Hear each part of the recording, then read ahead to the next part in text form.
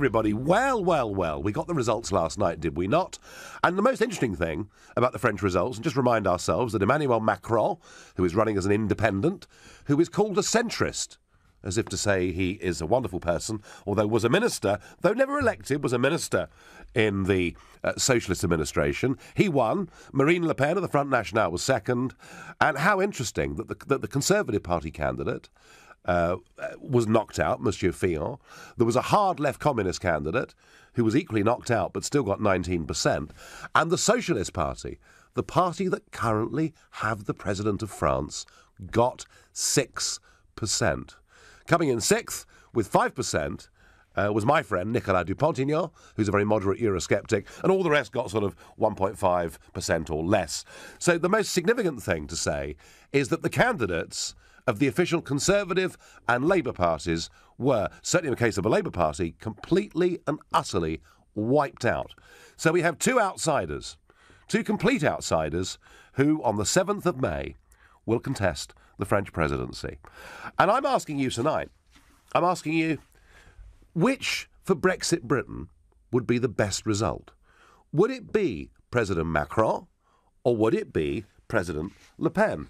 And boy, this matters, doesn't it? The whole European project, right back to the 1950s, was about France and Germany being welded together. They are the two most important countries in this union. Now, what both of them say, I think, is very, very interesting. Macron wants to cut public sector jobs. He wants to slash corporation taxes. He wants the European Union to tighten integration between Eurozone countries. And Le Pen wants France unconditionally to walk away from the euro. She wants the automatic expulsion of illegal immigrants, and she wants extremist mosques, not all mosques, but extremist mosques, to be closed down. She also backs a lower retirement age of 60 and a 35-hour working week guaranteed, which actually, I think, in the modern world is by far the most extreme bit, in many ways, of her programme. I can't see how that is going to be good for French finances. So that's what their main platforms are. But what is really interesting is, what do these people think about the United Kingdom and about us having voted for Brexit? Well, you may remember a few weeks ago, I interviewed Marine Le Pen, and I did it because Macron had been given a stage by Theresa May. He'd been into number 10. He'd done a big press conference on the steps of number 10, and I thought giving Le Pen an interview would redress the balance a little bit, bearing in mind the huge numbers of French people living and working and voting in London, and I'm hoping perhaps we'll hear from some of you this evening. Now, Macron on Brexit says that it is a crime and that Nigel Farage and Boris Johnson are responsible for this crime. He says that post-Brexit, Britain faces servitude rather than taking back control. What does Le Pen say? She says when she heard the Brexit result, she felt a sense of relief that the UK had found the keys to the jail. And when I interviewed her, she did raise the prospect of a bilateral trade deal between France and the United Kingdom if she's the president. Now, you can tell me whether you like or dislike Macron or Le Pen, but that isn't really the question. The question is, what would be best for Britain? President Macron or Le Pen? And I'm going to say it has to be President Le Pen, because Macron will club together with Juncker. And wasn't it significant that Mr. Juncker has praised the result? President Obama has praised the fact that Macron came first. George Osborne, of course, has praised the fact Macron came first. And the European Commission have now given up any attempt at neutrality, and they're backing Macron in the next round. So I'm asking you, who would be better for Brexit Britain? President Le Pen or President Macron? To get involved, call me on 0345 6060 973. And bear in mind, you may better hear this, I'm a touch bronchial today. I'm not feeling very well. I'm a weak man, so now could be your opportunity to give me a very serious kicking. Equally, you can text me at 84850. You can tweet me on @LBC, not forgetting the hashtag Farage and LBC, and watch us live on LBC's Facebook page. And I'm going to ask Namoon in Harrow, what do you think, Namoon, is best for Brexit Britain? So the first thing is, so good evening first. Good evening. You're quite right. What's happened to manners? Absolutely. So I'm not a fan of yours, but I'm not here to pick a fight with you. There'll be a lot of very disappointed people. I will try to stay away from the European argument. Just focus on one aspect. Yes. Of this. You're asking what is best for Britain. Yes. You said clearly that for Le Pen to come into power, having understood her economic problem, it probably wouldn't be good for France, and most likely would be a disaster. However, you still wish for Le Pen to be elected in France because it will be good for Britain. You forget that you keep saying all the time that even though you're not a fan of the EU, you want to be good friends with the rest of Europe. So why would you hope that for a friendly country? Would you hope for France to become a basket case for a? My own view is that Le Pen's economic programme would not be very good for France. That is my view. Not so much coming out of the euro, but this insistence on retirement at 60 and a 35-hour working week. I can't see in the modern world, when you've got to compete against Singapore and China and India and goodness knows where else, how that works. But, how a president, how a prime minister and an Assemblée Nationale run an economy can be changed once every few years. And I've never ever backed her or said I would vote for her. I'm answering a different question tonight. No, but that's exactly what I'm saying. But you don't want a failed state not a failed state, but a failed economy as France next to Britain. And I get that. However, Namoon, just let me just say one more thing on this. However, Macron insists on France remaining part of the euro, and I do not believe that France and Germany ultimately can survive together inside the same economic and monetary union. You're saying that France staying in the euro is worse than Marine Le Pen applying her program on France? I am, yes. Yes, I am. Okay, so that's one view. But anyway, that's fine. But the reason why I was calling is because I'm concerned about the way Marine Le Pen has managed to change the image of Front National in France, but also in the UK, for example. The fact that people are willing to talk about her as if she was just another politician, for me, is a problem. Because I grew up in France when Jean-Marie Le Pen was the president of France. Yes. And at the time, it wasn't Muslims who were the guys they were after. It was the Arabs. For Arabs, Muslims is equal to them. Okay, I'm not an Arab. I'm just in case you're thinking. But for me, I remember growing up there and hearing the kind of messages that we used to say. So for me, the normalization of Front National, the fact that people are willing to treat them as if they were a normal party is a big problem. And remember one thing: you don't know whether it's a terrible tragedy or a bad thing you've done until things are done. So obviously, I'm not going to compare to Hitler, Oh no, please. Like however, when someone is going to come into power and do bad things, you only know after they've done those bad things. Well, Namoon, can I just say this to you? Don't be so. Can I just say this to you? That I have sat in the European Parliament since 1999, and Le Pen Senior has been an MEP throughout that whole period, and Marine Le Pen has been there since 2004. So I have watched the French Front National close up for nearly 20 years. And I mean, I will say this to you. At no point in those 20 years did I want UKIP to do a deal with the French National Front. I, like you, felt that many of the things that were said by old man Le Pen were chauvinist, extremist, divisive, negative, unhelpful in every way. But I would say this to you. She's standing virtually herself as an independent candidate. I mean, the word Front National barely appears on the literature. It's all about Marine and her image. And I would say this to you. I don't think we should judge her by the sins of the father. One last point, and then I will not take more of your time. But the question I would ask people to think about is, in France, the further, even if you don't want to call it an extreme right party, the party further on the right is the Front National. There's no other party further on the right than Front National. Now, the question I'll ask people is, where did all those people who used to vote Front National, when they were seen as an extremist party, go? They just disappeared France is no longer a racist country. There's no racism in France anymore. Well, of course. Well, still hidden behind. Of course there is. But also, Namoon, the reason she's done as well as she has is because lots of socialists, patriotic socialists, have completely given up with the French Socialist Party. And Namoon, and by the way, I thank you very much indeed for your call. And a broader point for everyone here, it's the young people who are voting for Marine Le Pen. It's the under-40s that have put her into this position, which is different to the Brexit vote in the UK. And on Twitter, I get Le Pen all the way, yes please.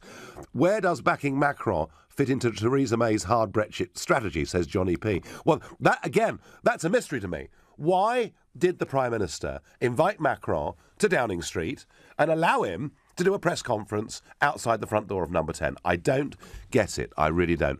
How anyone can say Brexit is a crime, a democratic vote is not a crime. Well, Frexit needed next is what Nick and Kate say on Twitter. Barry in Chessington. Would Le Pen, President Le Pen or President Macron be better for Brexit Britain as we go into the Article 50 process? Well, good evening, Nigel. First of all, I'd just like to say it's an absolute pleasure to be speaking with you this evening. First of all, to kind of not beat around the bush, let's get straight to the point. Yep. Obviously, the answer here is so clearly Marine Le Pen. Just to quote exactly what you said.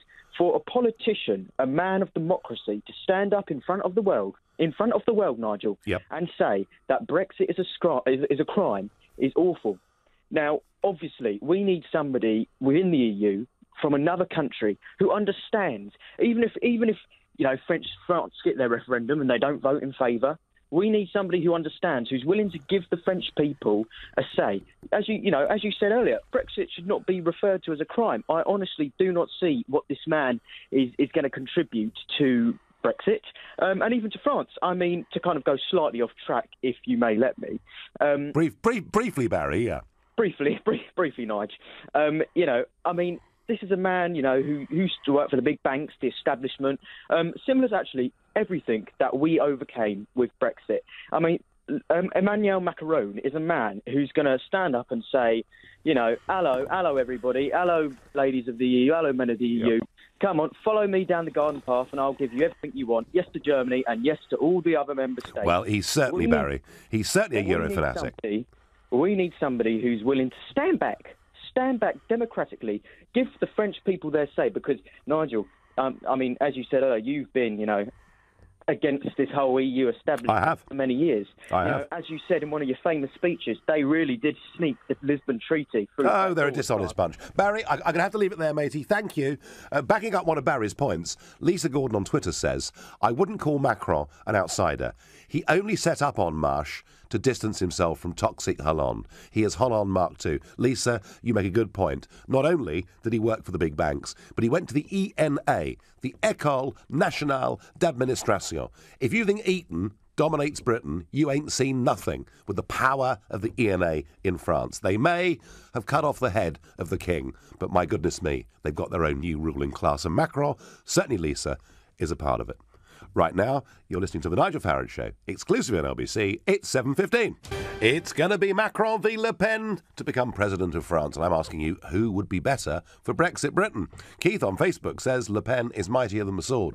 Bradley says, I don't get it. Your first caller was upset that Marine changed her party from the days of her father, even kicking him out. Bradley, you're right. When I interviewed Le Pen, and by the way, if you want to see that interview, listen to that interview, go to lbc.co.uk and it's all there. I thought one of the most telling things I said to her, that many of us, myself included, had great reservations about the Front National because of its links actually to anti-Semitism, going back over decades. And how did she respond to that? She said, look, I even kicked my father out of the party. It's perhaps, in a way, the most powerful part of that interview. Carter says on Facebook, Marine won't be president in 2017, but she will be in 2022. The French will be disillusioned with President Macron and the EU over the next 5 years. And John says the political landscape of Europe is changing, not only in France, but across the EU. The open border policy eventually will not exist. So is it to be, for Britain's perspective and for our interest, who's best, Macron or Le Pen? I'm going to ask Mike in Wickford how he would answer that. Good evening. Oh, I would say Macron, because the drift to the right of Europe, all of these parties that have managed to find someone reasonably respectable who doesn't sound like Adolf Hitler to Right. cover up a loose affiliation of random lunatics and raving racists like you did in your party, sir, and she Right. has in her party. Right. So basically, what happens is that these You sound like people, they Diane get Abbott, in- Mike. You sound just like Diane Abbott. I mean, do you actually think... I'm no. Do you actually think, Mike, that people who believe in nation-state democracy and border controls are raving lunatics? Do you really believe that? Actually, what I think is, sir, I think that's the headline that you choose. But if you actually dig into any of your party within any sort of great depth and understand most of their views, what you were leading was really the leftovers of the far right that were trying to get in as far as they could to power without actually showing themselves up as the rampant racists that they were. And that's what's happened at Le Pen's party. And that's what almost is going to happen in other places. And we need to stop it now, because once people like yourself and people like Le Pen get power, the division in Europe and in the communities that our communities will suffer will be atrocious. I know. Wouldn't it be awful, Because all Mike? of Can these you imagine, people- Mike? Can you imagine if democracy broke out all over Europe? Wouldn't it be ghastly? Much better to have unelected old men running us and giving us a new flag and a new anthem and a new identity. Is that what you want? Well, no, here's the deal. You make it as if it's a polar choice between having to have the unelected moguls in Europe or having to have a party that basically hides racists in its ranks everywhere is the other choice. That is not the choice. That does not have to be the choice. Don't tell me it can be reformed, Mike. Please don't tell me it can be reformed.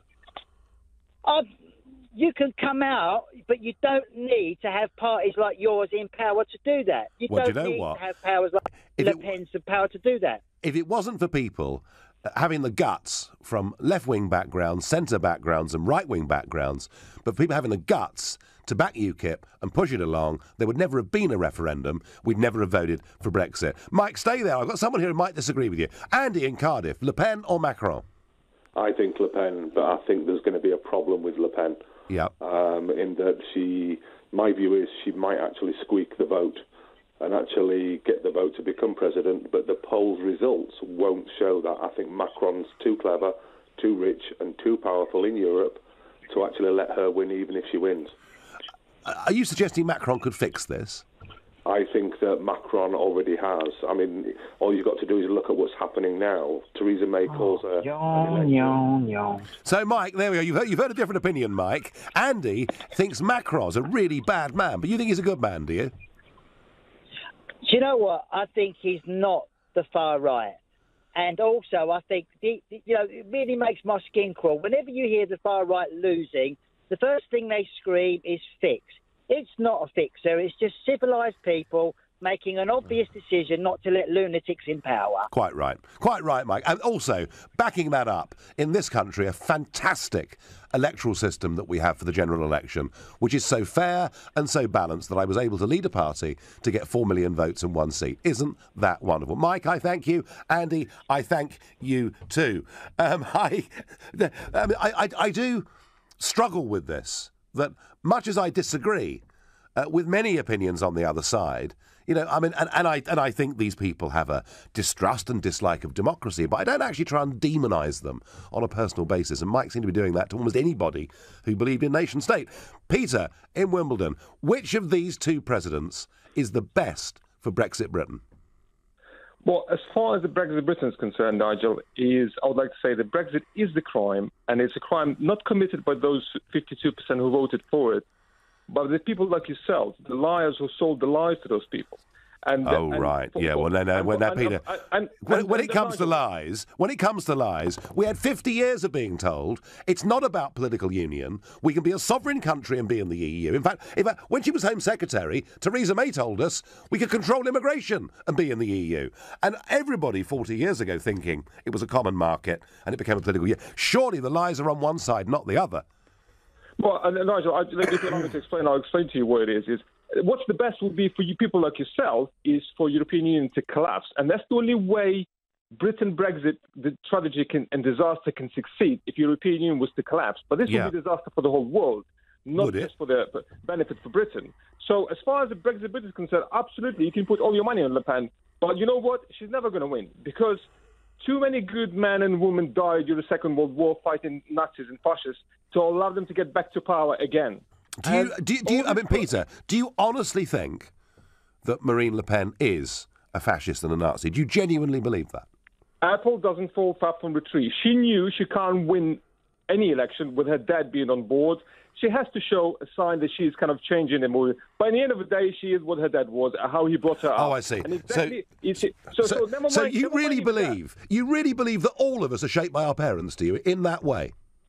Well, of course, our education, our upbringing, that's what makes us what we are. Wow, that is the most far-right. That is the most far-right theory. That is the most neo-Nazi theory I've heard on this show in the months that I've been presenting it. I think to condemn Marine Le Pen for what her father has said and done over the years is, Peter, frankly, just wrong. Are you prepared to accept that maybe she might be a better person?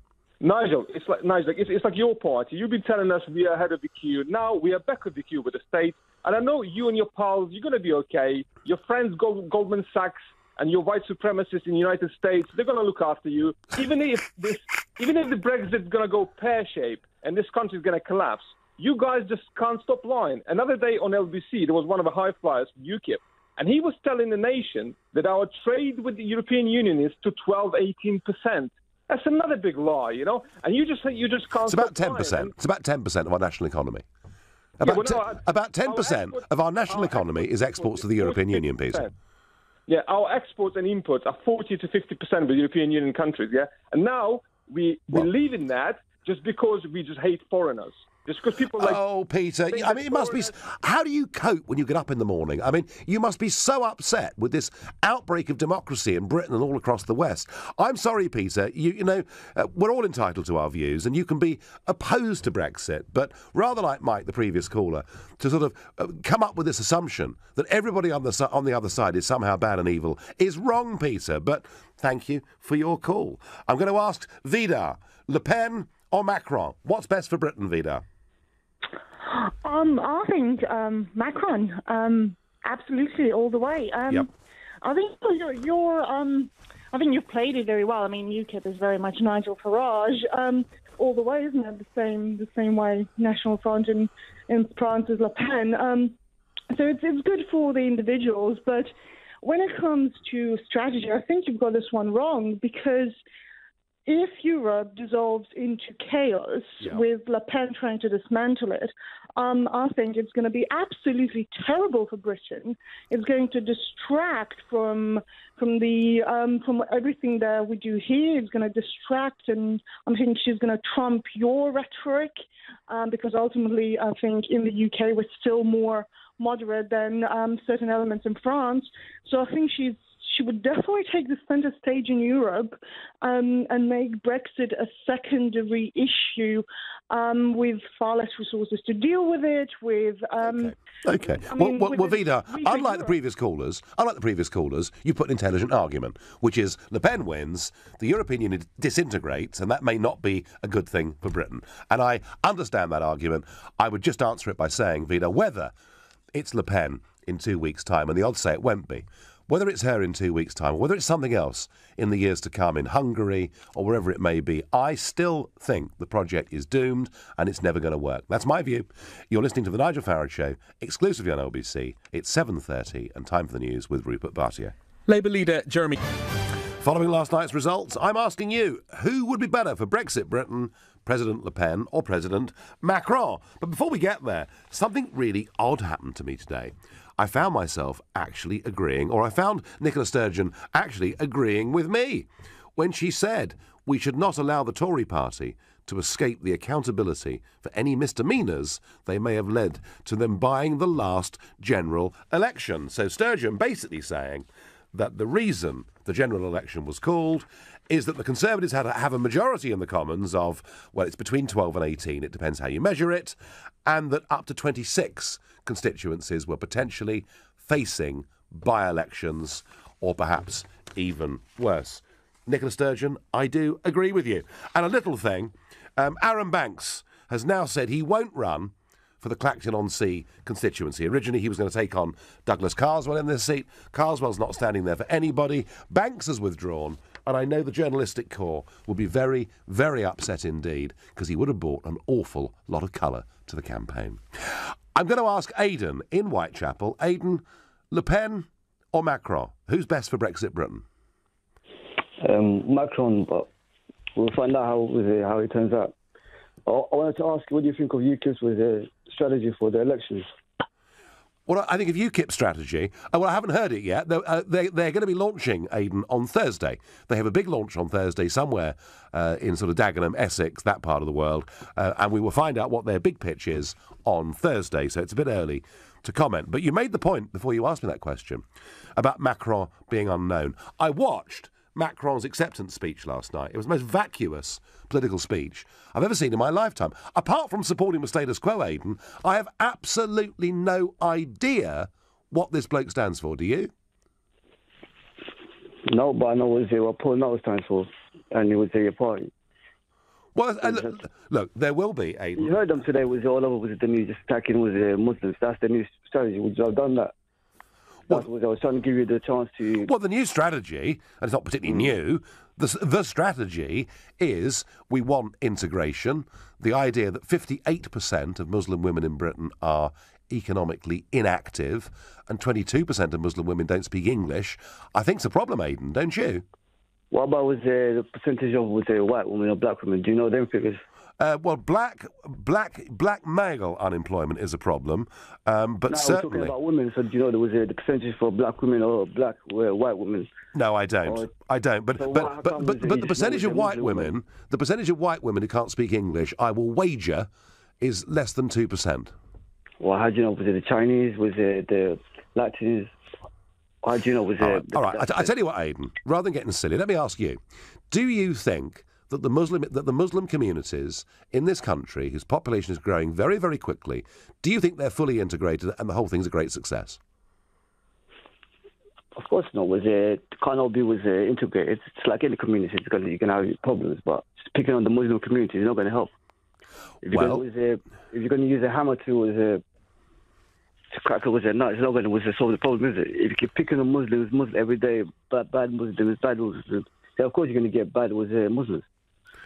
Yeah, I have to say, Aidan, myself, I did, particularly in Oldham, in one particular suburb of Oldham, what I saw there was a really great shock to me.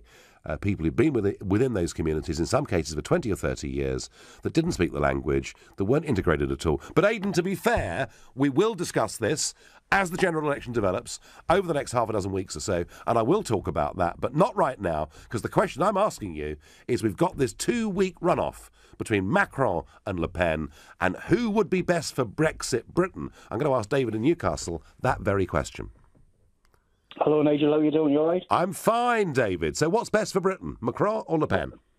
I personally think Le Pen. I don't fully know the full workings of the French politics, but one thing that I do follow strongly is someone who stands up with a little bit of integrity.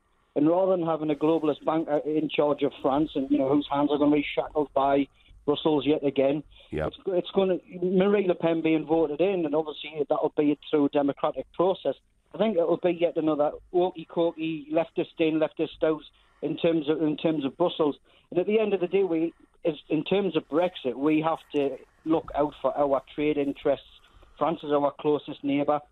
Whether Brexit will come once Marine Le Pen comes in, but we want to open all of our borders and all of in terms of our trade. We want to trade with as many people as possible. Of course we do.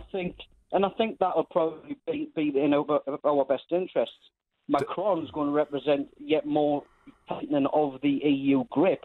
So how are we supposed to be trading with that? And I think Le Pen will probably just open it up. And if Britain is going to go out of the world, after Brexit, why can't we start having countries like France and other countries follow suit? I agree with that, David. But let me ask you, the opinion polls say that it's 60% Macron and it's 40% Le Pen. Do you believe those polls, or do you think that rather like Brexit and rather like Trump, she may have a chance? Well, it's the year, the year of the underdog or the year of the unknown. I bet you Trump wasn't what his polls were, but that eventually happened. The same with Brexit. Polls is fine up until a point where the actual decision is made. So I don't really rate on polls, but if I was a betting man, I would say that I wouldn't bet against Le Pen if I was being totally honest. But well, David, I think you're right. I think to write her off, as they've tried to do today, with the President Obama and Jean-Claude Juncker and George Osborne and the European Commission, and they're all lining up to say what a great president he will be, and no one is supporting Le Pen. Donald Trump was tweeting over the course of the weekend and said that he thought she would be the strongest of the candidates when it came to dealing with terrorism, but he hasn't gone any further than that. David, I thank you for your call. We will see. I suspect that she's not 20 points behind. I suspect that it's closer, but I do suspect she's got an awful lot to do. Ben on Facebook says, who's putting these callers through? James O'Brien? Well, I did say at the start of the show, Ben, that I was not feeling my sharpest and my best. So for those that have been waiting to come on and have a go, tonight was a good evening. And boy, we've had some. And Caroline says, well done, Nigel, for all your patience with those callers. It's just that I'm ill, Caroline. I couldn't fight back. I'm going to ask Abdi in Tooting. Abdi, Macron or Le Pen, what's best for Britain? I'd say Macron is better by far. OK. Why? Actually, across a reasonable argument as to why Le Pen would be better. Everyone just keeps on saying, she'd be banned terrorism. Okay, fair enough. Yeah. But in terms of economic policies, her protectionist policies wouldn't be good for us. It would only cause trade wars. And we all know how trade wars end. No one wins in the end. And also, I checked her website, and the policy says that she wants to slap taxes on foreigners coming in. So anyone from Britain who wants to go there, that would be good for them. And she also wants to do taxes on imports coming in. So realistically, would that be good for businesses in this country? No. Everyone just keeps talking about ISIS in their country. Fair enough. But business-wise, would it be good for us? No. Abdi, your point is very interesting, because it's a very similar debate about Donald J. Trump, isn't it?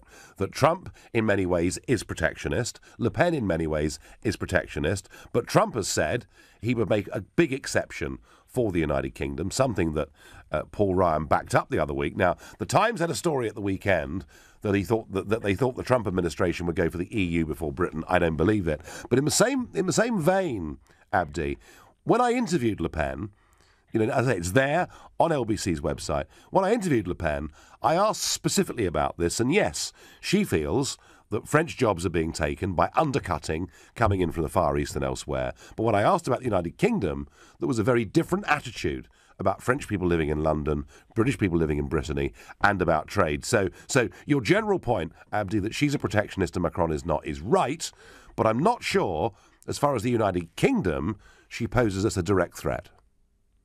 But even if she doesn't do that directly, I think his stances on pro-business would also be good for us business-wise. I don't think she's like Trump. Trump in a bit doesn't have a set fixed ideology, and she keeps flip-flopping. I've been checking what she's been saying in 2012. She's changed a lot. So how can you trust someone like that? This Macron, although I know he's not been in politics for a long time, but if you look at his policies, the pro-business, I think that's what... Does he really have any, Abdi? Because, I mean, OK, he has said some things about corporation tax, I grant you that. He has talked about cutting the public sector, I grant you that. But beyond that, I haven't got a clue what he really stands for. But then again, you can say that about Trump. He said all this stuff before in the election, and you were all supporting him, and now he's changed on Syria. He's changed on the country. I don't know, he's talking about illegal immigrants in their country and all that. He's changed. So I don't understand why you were all rooting from Trump and still are, but now all of a sudden someone else on the other end of the spectrum, and you don't think he has a fixed ideology, and all of a sudden that's bad. Well, Abdi, on this programme, I wasn't exactly thrilled, was I, about the Syrian airstrikes from Trump, and I did feel that was somewhat going back on what he'd said during the campaign. On the rest of it, I think Trump is doing his absolute best to be true to what he was elected on. Abdi, you raised some very good points. I thank you. You're listening to the Nigel Farage Show, exclusively on LBC. It's 7:45. Press and breaking news on the French presidential election. Marine Le Pen has announced she is temporarily stepping down as her party's leader to concentrate on the presidential bid. Now, I suppose there are two ways of reading that. One is that it's a further distancing of Marine from the old days of her father and the party, and it's genuine. The other is it's a cynical stunt to say she's not really standing as a National Front candidate. She's standing as an independent against Macron, who too is an independent. And if we can get any more news on that between now and the top of the hour, we will. Meanwhile, back to my basic question of who is best for Brexit Britain. Would it be President Macron or President Le Pen? I'm going to ask Kat in Belsize Park what she thinks. Hi, Nigel. Privileged to speak to you. Good evening. I think it's pretty obvious, given that we are, whether all the UK people like it or not, we are Brexiting. And given that Macron has described Brexit as a crime, quote unquote, and says that he'll take British jobs in banking and in research and so on, and conversely, Marine Le Pen has spoken out in favour of Brexit and the independent, futuristic stances it takes, it's very, very obvious which of the two candidates is better for Britain. Interesting that I lived in France for a long period of time, so I also have a perspective on how it is for the French. And certainly I've had a lot of excited calls from people saying, I proudly voted for Le Pen, which is good. They're taking an interest in politics. Yes, I mean, that's certainly true, isn't it? Yeah, the revival and excitement in politics on both sides of the channel. Yeah, no, I agree with that. But, Kat, the opinion polls do suggest she's 20 points behind. It's a heck of a lot to make up in 2 weeks, isn't it? It is. I put 20 quid on her to win today, and only because the odds are pretty good, because obviously it does look less likely now, perhaps, that she'll prevail. But if you look at the Brexit vote, if you look at the Trump vote, you never can tell. What price was it, Kat? What price was Marine Le Pen? It's 5 to 1. 5 to 1. There we are. Yeah. I mean, we shouldn't Good really. time to place the bet if you're feeling bold. We shouldn't really be encouraging gambling on this show. Of course not. No. But if I was a betting man, which of course I am, I might have a think about that. Kat, thank you very much indeed for your call. I'm going to ask Ali in Barnsley, who's best for Britain, Macron or Le Pen? Good evening, Nigel. Good I just want to say that I think Macron is the ideal choice because I think he's at least reasonable to negotiate with. He shares a lot of values, the British values that we uphold in this country and we've fought for many years. We defeated, the British people defeated and made a lot of sacrifices along the way, and they defeated xenophobia. They defeated fascism. And it's really wrong of us to go back to those ideas, to go back. Do you really think, Mr. Farage, do you really think that this politician, Le Pen, who's chanting France for the French, this is our home, this isolationist, inward-looking, reactionary politician would think about us in Britain, would think about you as a British person? No, he would put the interests of the French people first. Ali, I'm assuming that you were a Remain voter.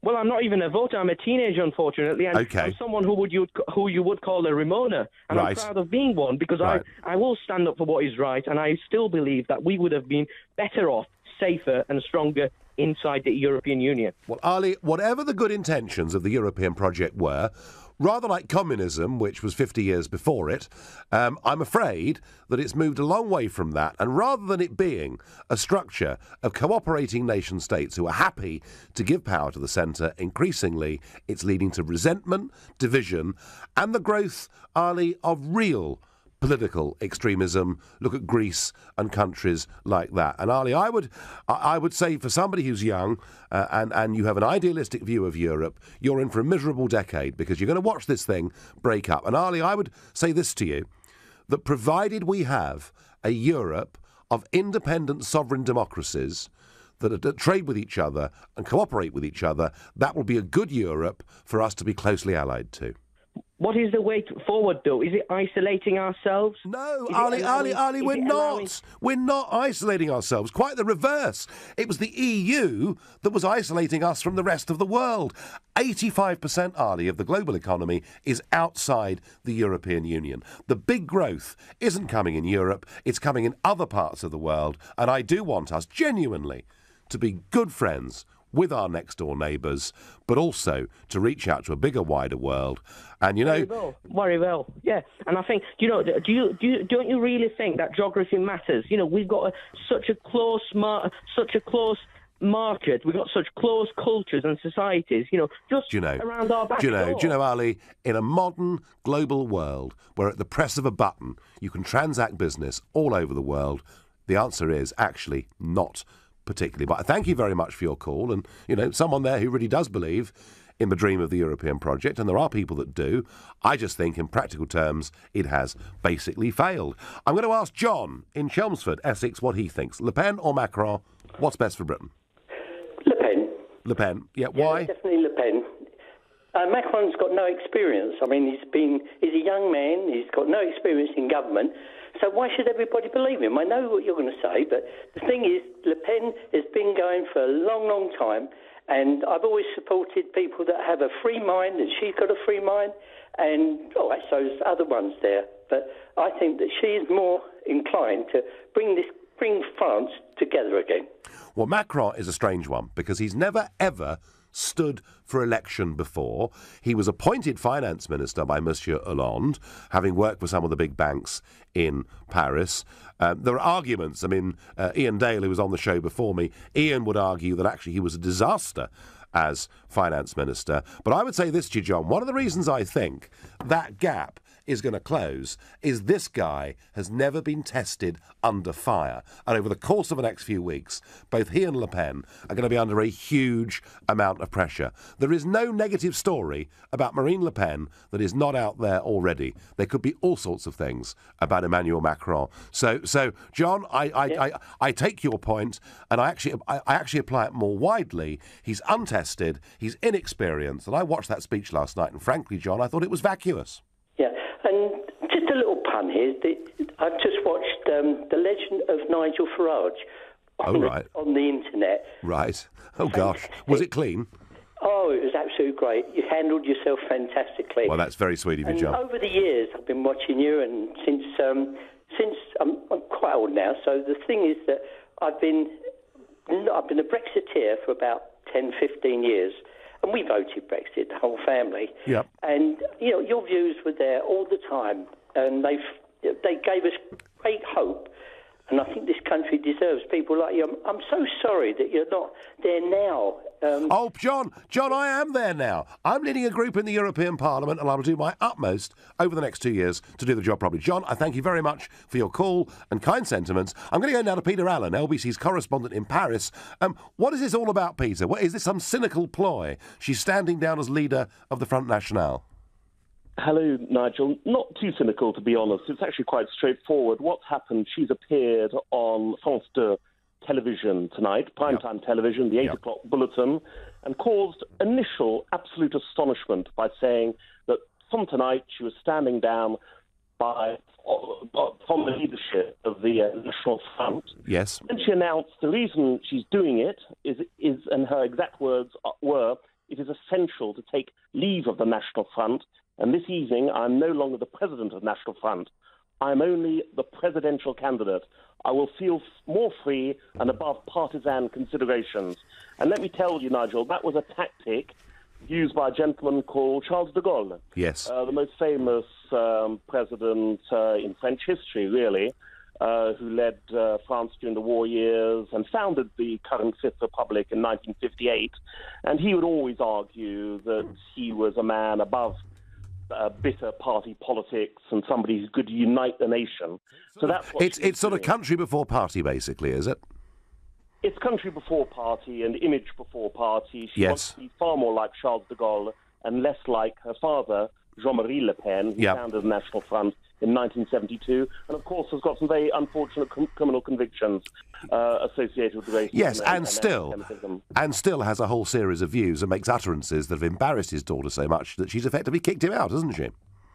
That's right, Nigel, and she wants to distance himself effectively from his electoral vehicle. Yeah. It was always the National Front. He came second, remember? He did. In 2002. He did very, very well. But it was as a National Front candidate. She thinks by ditching the FN, she might be able to appeal to voters who might not normally vote for the FN and triumph against Emmanuel Macron on May the 7th. That's really what it's all about. Peter, fantastic. I want to talk to you more over the course of the next couple of weeks. This is a fascinating election that the whole world is watching, and I thank you. Well, my final thought on this, and it won't surprise any of you, is, of course, I see Macron as the enemy. He's the enemy of nation-state democracy. He believes in the European project. He wants France to give away more power. He wants Brussels to be even stronger. And I can't see that's in our interests when the Junckers and others are all lining up to try and punish Britain. And whatever the sins of the past of Le Pen, and called us tonight saying she's her father's daughter, so she must be guilty, which I reject completely, perhaps tonight a clever move from her saying she's no longer president of the FN. She's just standing as Marine Le Pen. You've been listening to The Nigel Farage Show on LBC. I'm back tomorrow from 7. At 10, it's Ian Collins, but up next, it's Clive Bull. Thank you, Nigel, and we'll have more on what Marine Le Pen is up to in France a little bit later, but we're going to kick off with... From Global, leading Britain's conversation, The Nigel Farage Show. Mr. Nigel Farage. Thank you, Donald, and good evening, everybody. Well, like it or not, it is the Brexit election. You can cut it whichever way you like, but this is the issue that is dominating everything. And we know what Mrs May says. She says under her, Brexit means Brexit, and we know that the Liberal Democrats want to reverse the whole thing, and we know UKIP want it to be done more quickly, and actually think maybe Article 50 could waste 2 years of our lives. But the question is the Labour Party, and Labour have a problem. And the problem is simply that 70% of Labour-held constituencies voted for leave, yet 90% of Labour MPs voted to remain. So they're split. Always a problem for a party when it's the key issue in an election. And for weeks on this programme, I've been saying, what on earth is Corbyn's policy on the EU? Because I can't decipher it. And I've been asking you to ring in and tell me, and no one yet has really succeeded. Well, today was the day to put all of this to bed, because the shadow Brexit secretary, Sir Keir Starmer, somebody who without doubt is one of the Labour Party's best performers today, he was on the stump explaining exactly where the Labour Party stand with regards to Brexit. Here he is. Now, as Jenny has said, we accept that things will have to change. Our relationship with the EU is going to change. But we do not accept that Brexit has to mean whatever Theresa May says it means. We do not accept that there has to be a reckless Tory Brexit. Remember that part of the Prime Minister's speech where she said she wanted out of all parts of the EU, all parts, including those agencies. Now, I've worked with Europol and with Eurojust, and I know what they do 24/7 to help keep us and our EU partners and everybody within our countries safe. And to simply walk away from those agencies on ideological grounds, rather than starting negotiations saying, we want to stay in, we want to find a way, is fundamentally the wrong approach, and we will reverse that. So is that clear, everybody? Have you now got it? Do you really understand where Labour stand with regards Brexit? Well, it seems actually, from hearing Keir Starmer today, that whilst he does say that, you know, the Labour Party can't rub out the result, whilst he did say we accept it, we respect it, actually, most of the speech today was talking about the bits of the European Union that he wants us to stay in. So I'm asking you tonight, do you believe the Labour Party when they say that they accept that the UK is leaving the European Union? And I will put a quick view on the table, having looked through everything that Keir Starmer said today, and given that this will be their definitive speech on Brexit, it seems to me that they want to leave the European Union in name only, because the effect of it wouldn't really be very different. I mean, take, for example, the big issues of the single market and the customs union. Now, nobody could dispute that every leading player on the Leave side and the Remain side last year said, if we vote to leave, we are leaving the customs union. We are leaving the single market. And yet, Keir Starmer today says that whilst access to the single market will be changed, the government should leave all options on the table. So he's kind of saying that maybe we can stay part of the single market with a couple of reforms. And when it comes to the customs union, he said it's an absolute imperative for businesses to be able to trade as successfully after Brexit as before. So you tell me what you think. I think they want us to leave in name only, and actually they'd sign us up to virtually everything. So tell me, if you think, actually, no, they're going to do the job, they're going to honour the will of the British people, then call me on 0345 6060 973. If actually you want them to be a bit more like the Liberal Democrats and to fight Brexit every inch of the way, you can text me on 84850. If you think that what you saw today means that actually on this key issue they have slipped into virtual irrelevance in this election on the key issue, then using the hashtag Farage and LBC, you can tweet at LBC. You can follow us live on Facebook as well. Are they really going to see this through? Now, one thing that he did do today that I thought was quite interesting, that in fact I didn't disagree with, is he felt that Theresa May should guarantee the rights of EU citizens currently living in the United Kingdom before the talks even start. And I have to say, personally, I think if she did that, she would gain the high moral ground, before this whole thing had even started. And I've always thought we should do that. In fact, to me, that's the one thing we should give, because whether too many came or not, everyone that came at the time legally. Let's see whether this sparks fascination or whether, in fact, you're actually pretty confused. I'm going to go to Larry in Richmond and ask him, Larry, good evening. Are Labour going to take us out of the European Union, or is it all a giant con job? Tell me. It's all a giant con job. I mean, Nigel, this is a conversation I've been looking forward to having with you for a very long time. I actually met you when you was on the battle bus during the referendum campaign. It'd be great to grab a pint of IPA at some point. But right, okay. I mean, this is the day we've all been waiting for. Labour to stand up and say what their Brexit plan is.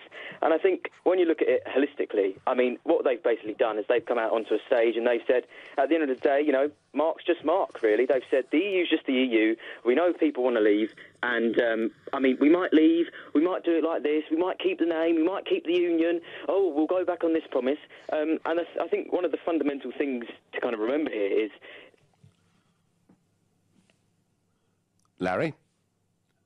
I've lost Larry. He was just warming up too, wasn't he? Oh, dear. He must have got excited and dropped the phone. So we'll try Shahid in Hemel Hempstead. Shahid, tell me, are Labour really going to take us out of the European Union, or do they want to keep us in it in all but name? No, I think they will do it, but they didn't frustrate Article 50. They don't even frustrate this early election. Turkey's voting for Christmas. They know that if they were to block it, then that would be the end of the Labour Party. The public wouldn't forgive them. It would probably cause them, civil disorder. What they're doing is very similar to the Conservatives. The Conservatives are saying what the public want to hear. Oh, we're not going to go for the customs union, we're not going to go for the single market. But they are really saying, if you listen to David Davis and Theresa May, if it's possible to get a deal to negotiate access, and that's the key word, access, not staying in the EU in all but name, but if we can negotiate some sort of special deal which will be very similar to like an associate membership, then that's what they'll try to get. But if it becomes too tough, too awkward, then they'll walk. It's obvious to see between the lines. And what Keir Starmer said about wanting to protect jobs, or when companies get into some sort of disputes, to have some sort of court to go to within Europe, because the Europeans aren't going to agree to come to a British court, that makes sense. It doesn't mean that they're going to try to wind people up or try to keep us in through the back door, but those that do will pay the electoral price for it. Well, Shahid, I mean, there are disputes mechanisms under the WTO as well. But no, I get your point that in some ways, perhaps on trade, perhaps Labour and the Conservatives aren't that far apart, and perhaps what we're going to find, despite all the rhetoric from Mrs May in the election, is that a couple of years down the road she's done a variety of deals. But I tell you what is different, Shahid. There was a part of Starmer's speech that I thought was very, very interesting, when he said, we'll make sure that all EU-derived laws, including workplace laws, consumer rights, environmental protections, are fully protected without qualifications, limitations or sunset clauses. So what he's saying is that even outside the European Union, we would basically mimic every piece of existing EU law, and as they make new laws, we would have the same ones. He wants us to have regulatory equivalence. And I think what Keir Starmer here was saying is that actually, outside the European Union, the framework for every business in the United Kingdom, be it the corner shop or the biggest bank in Canary Wharf, would remain exactly the same as the rest of the European Union. And I genuinely think, Shahid, that is what people did not vote for in the referendum last June. That's what the Conservatives Conservatives are going to do the same as well, aren't they? That whole repeal bill is more like it should be called the big adoption bill, because they're going to copy all the existing treaties into the British law until they can work out what they want to keep, what they want to get rid of. This ain't going to be like a 5-minute job. We have been members since 1972 to 1973. And there's lots and lots of laws, so they will have to have a proper good close look at what they want to keep. But while we're going through this transitional period, while we're negotiating, because otherwise we're going to get companies wanting to do deals with EU companies, and they'll say, sorry, we'd love to do a deal, but because you don't comply with EU standards no more, we can't do it. That's what they're trying to protect. Don't get too upset about this. I just think they're just being sensible about how to get the best deal, while we still have our own independence. Once we're out, we can't be told what to do, but if we match their standards, we can still do deals on that basis. That's what they're all angling for. But there is a big world, Shahid. There is a big world out there outside the European Union, isn't there? And we don't comply with every piece of American law or Chinese law or Indian law. No, Shahid, you made a very interesting point in that call, which is actually, in terms of business, their approach. And if you listen carefully to what Mrs May and David Davis are saying, they're rather similar. Larry, you've come back to us from Richmond. Carry on with your line. I'm back from the dead, Nigel. Right, very good. So, yeah, just carrying on, I guess, from where I left off with the kind of Marx just Mark EU comparison comment. I mean, it all sounds like a soft Brexit to me, Nigel. That's what I'm going to say. I mean, the issue here is that I don't believe they have got a stance, Nigel. They don't know what they want. And that is why I genuinely don't believe that they will take us out. Because I think it's a way to get on in for them, isn't it? They know that Brexit is a key issue in this general election. And to be honest with you, it's probably the only legs they've got to stand on, considering they don't really all like Corbyn. But anyway, back to the point. Genuinely, do I believe that Labour will take us out? Of course I do. I actually do, Nigel, when it comes down to it. I mean, and don't get me wrong, Nigel, I started my career as a coal miner. I was mining gold in the coal mines, and I voted for Labour for many, many years. And now I've swung to the completely opposite side of the pool, because I think the only people that are going to deliver the Brexit that we voted for are the Conservatives. Well, that's the pitch, Larry. That's the pitch that Mrs May is making to the country, despite the fact having for her whole political career defended all things European and voted for everything in favour of Europe. And I have to say I've clashed on Question Time with Mrs May when I've been arguing the Eurosceptic case, and she was absolutely pro the whole thing. Maybe, Larry, you're right. Maybe she is an absolute convert. I thank you, and I thank you very much for your call. I'm going to go quickly to Sam in Stoke. Sam, are Labour genuinely going to take us out of the European Union? No, I don't think they really want to, Nigel. I've been, great appreciation what he did. I saw you at the Go event in Stoke, and I was out campaigning throughout. And I know that people voted to come out, to leave the single market, to leave the customs union, and all this word games and semantics. We see through it. It's just a scam. And I used to be a Labour voter, and they can't see that the European Union has damaged and hurt the working class more than anyone. The cheap supply of labour, the demand for public service. It's easy to be generous with other people's money. It's easy to be blasé about public services when you don't depend on them. When you've got the money, go private. And that just shows that the Labour Party don't represent working people anymore. They don't. They're like an Oxford Student Union meeting. It's all rhetoric and ideology. And Sam, as you say, people were very clear. And I remember that big Go rally we had in Stoke. It was funny because I had Labour people on the platform. We had people from all parties on the platform, including Cabinet Minister Chris Grayling, who said to me on the way home, he said, as a Conservative Cabinet Minister, that's the only time I will ever get a standing ovation in Stoke-on-Trent, which was the amazing thing about the referendum. Sam, you're dead right. We voted to leave the single market and the customs union. And today we have Keir Starmer, the shadow Brexit secretary, talking about whether our future relationship can be best achieved through reformed membership of the single market. Sam, I get your point. You're listening to the Nigel Farage Show, exclusively on LBC, live from Brussels, and it's 7:15. Shadow Brexit Secretary Sir Keir Starmer had the chance today to lay out the Labour Party's position on the issue that is defining and dominating this general election, namely Brexit. And I have to say, I think what he gave us were mixed messages. On the one hand, we respect the result. On the other, we could do all sorts of future deals to keep us part of a reformed single market and customs union, and in regulatory terms, we would be, for British industry and British business, identical to the European Union. So I think he wants us to leave in name only. on Twitter I get seems less of a speech and more of a desperate rant. Promising the moon and stars is never a good idea. Well, he was promising quite a lot. He was attempting to reach everybody.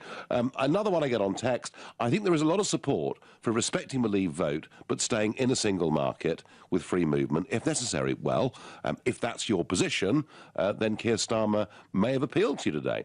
I am certain that Labour will go through with Brexit, but I'm equally certain that under them, the deal we leave on would look suspiciously like the one we have now, says Mitch in North London. Well, Mitch, that is my point.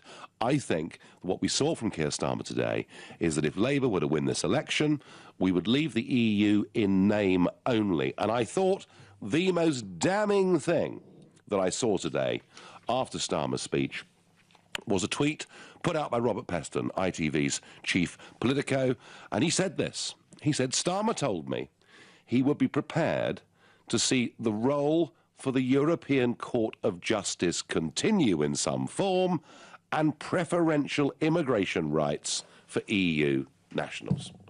So let's just get that straight, shall we?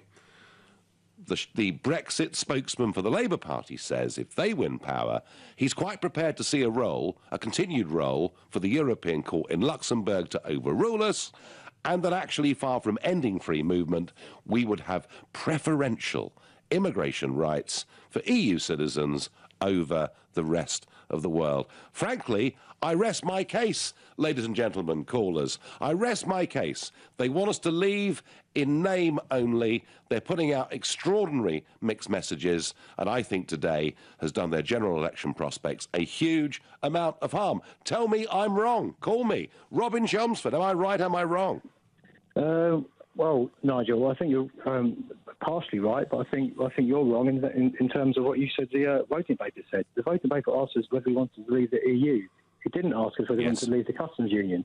And yet you keep saying this is the will of the British people. Well, actually, we don't know. I've got a number of friends who voted leave and want to stay in the single market customs union. So you keep quoting this, and basically what Labour has said is exactly that. The British people voted to leave the EU, but they haven't voted to leave the customs union. Well, what I'm saying, Rob, is that during the election campaign, David Cameron and George Osborne and Nick Clegg and, everybody, Peter Mandelson, you name it, everybody from all the parties that were backing the Remain camp said, you do realise if you vote to leave, we are leaving the single market. And everybody on the Leave side, from Boris Johnson to Michael Gove, through to, some of the Labour Eurosceptics like Kate Hoey, to UKIP, everybody on the Leave side said, if you vote to leave, we are leaving not just the single market, but the customs union, so that we can negotiate our own global trade deals. Rob, I don't think there was any doubt about this. Well, I think there's absolute doubt about that. The messages for joint referendum were very, very mixed on both sides. I grant you, both sides made claims, but both also made claims that we could still be in it afterwards. So the messages from both sides are mixed. I'm not necessarily saying you're 100% wrong on that, but Boris Johnson, blimey, he was all over the shop throughout the referendum. Well, to begin with, the sort of couple of days after Boris had come out and said he was going to back Leave, he was asked this question by Andrew Marr, I think it was, and he couldn't really answer it. But within a couple of days, he'd sorted his position out, and he was absolutely consistent and clear for the rest of the campaign. And Rob, there are many things, in that referendum and the conduct of it on either side that we can agree with or disagree with. But Robin Chelmsford, I maintain my point that when it comes to the single market and the customs union, it couldn't be clearer. And that's where I am. I thank you. And if you do know people that voted to leave but wanted to be part of the single market, I don't disbelieve you for one moment, but I would suggest they're small in number. Staying in the same county, I'm going to Peter in Brentwood. Peter, good evening. Nigel, hello there. Yes, you've let the cat out of the bag, which is precisely the call I was going to make. Nigel Peston about the ECJ. Now, the point is, this is more than just the Labour Party saying this. It was in, I think it was Spectator magazine. They revealed that there's actually a negotiating, well, it's going to be more than that. The Commission is going to insist that any reciprocity deal with EU citizens and our citizens abroad will be subject to the EU citizens having guaranteed protection by the ECJ indefinitely for all rights And that means, Yeah. well, now the point is, Peter, that is what people in Brussels want. But you would think, to listen to this, that we were a third world country. Not the country of Magna Carta, not the country of common law, not the country that has sacrificed much to help democracy and freedom everywhere else. I mean, it's a ludicrous idea that we would be unfair to individuals on the basis of nationality, isn't it? But, Nigel, this is a red line. They want to make this one of their initial red lines. And Labour Party know this, Keir Starmer knows this, and that's why they're conceding this straight away, because by doing that, they're going to concede the ECJ still will rule it in this country. And that's the point. Peter, I think you're absolutely right. Did you vote Leave or Remain? Well, I'm half Italian, Nigel, and I voted. I was a reluctant Remainer. My family were all Brexit. I'm now Brexit because I had the Pauline conversion when Theresa May became Prime Minister. And I believe the fact she's the person who will deliver what obviously now is going to be Brexit.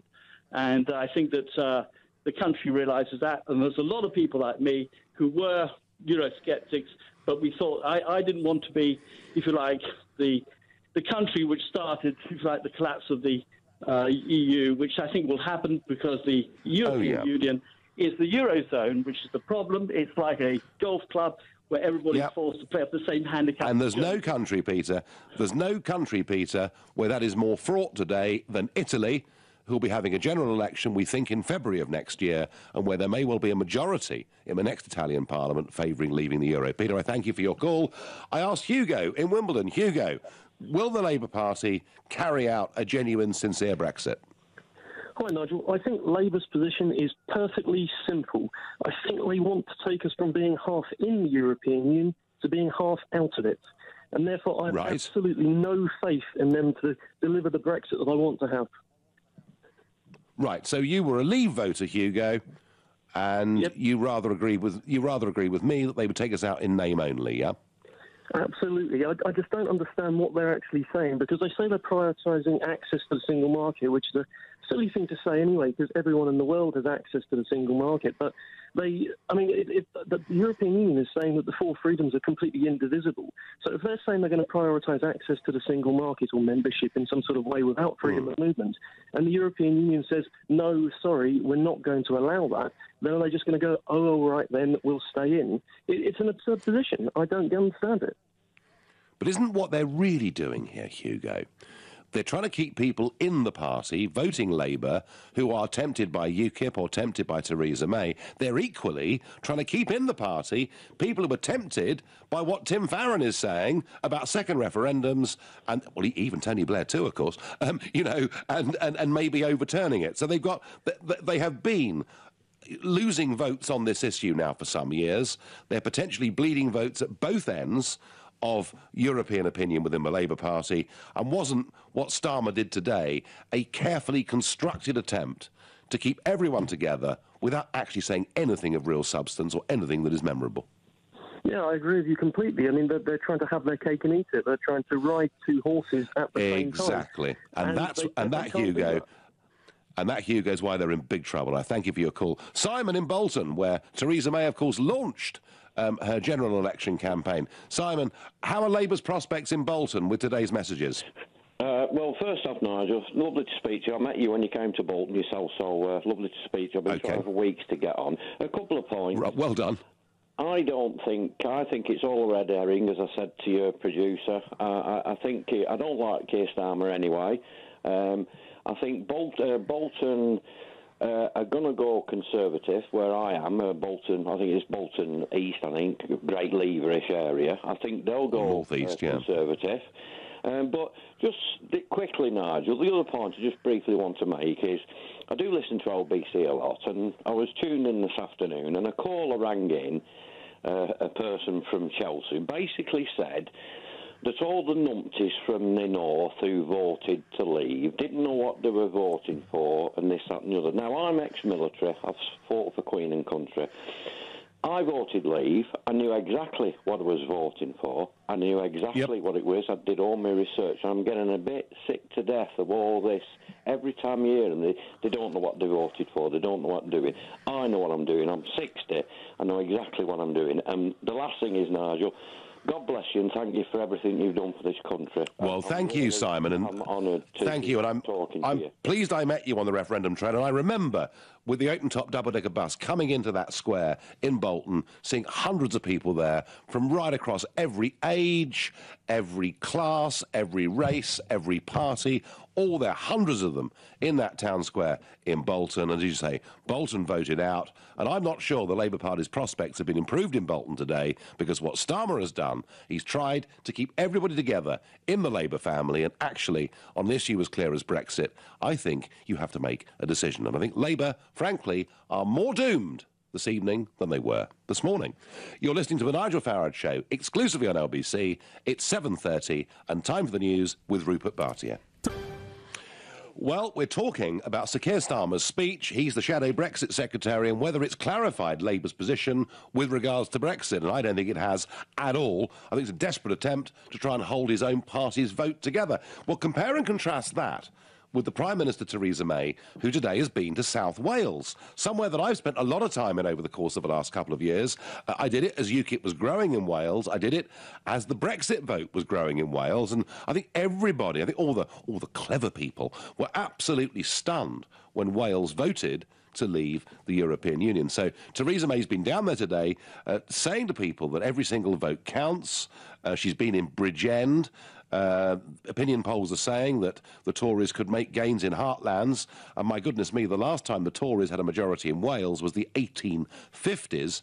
She said, while she wasn't complacent about the polls showing she was ahead, she wanted her hand to be strengthened in Brexit negotiations. She wanted people to vote for a stronger Wales. She said any other vote would be for a weak and failing Jeremy Corbyn, propped up by a coalition of chaos. Now, whether you agree with Mrs May or not, there is a certain clarity of message here. I mean, I quote, "This is an election where every single vote counts, and every single vote for me and Conservative candidates will be a vote that strengthens my hand in the negotiations for Brexit.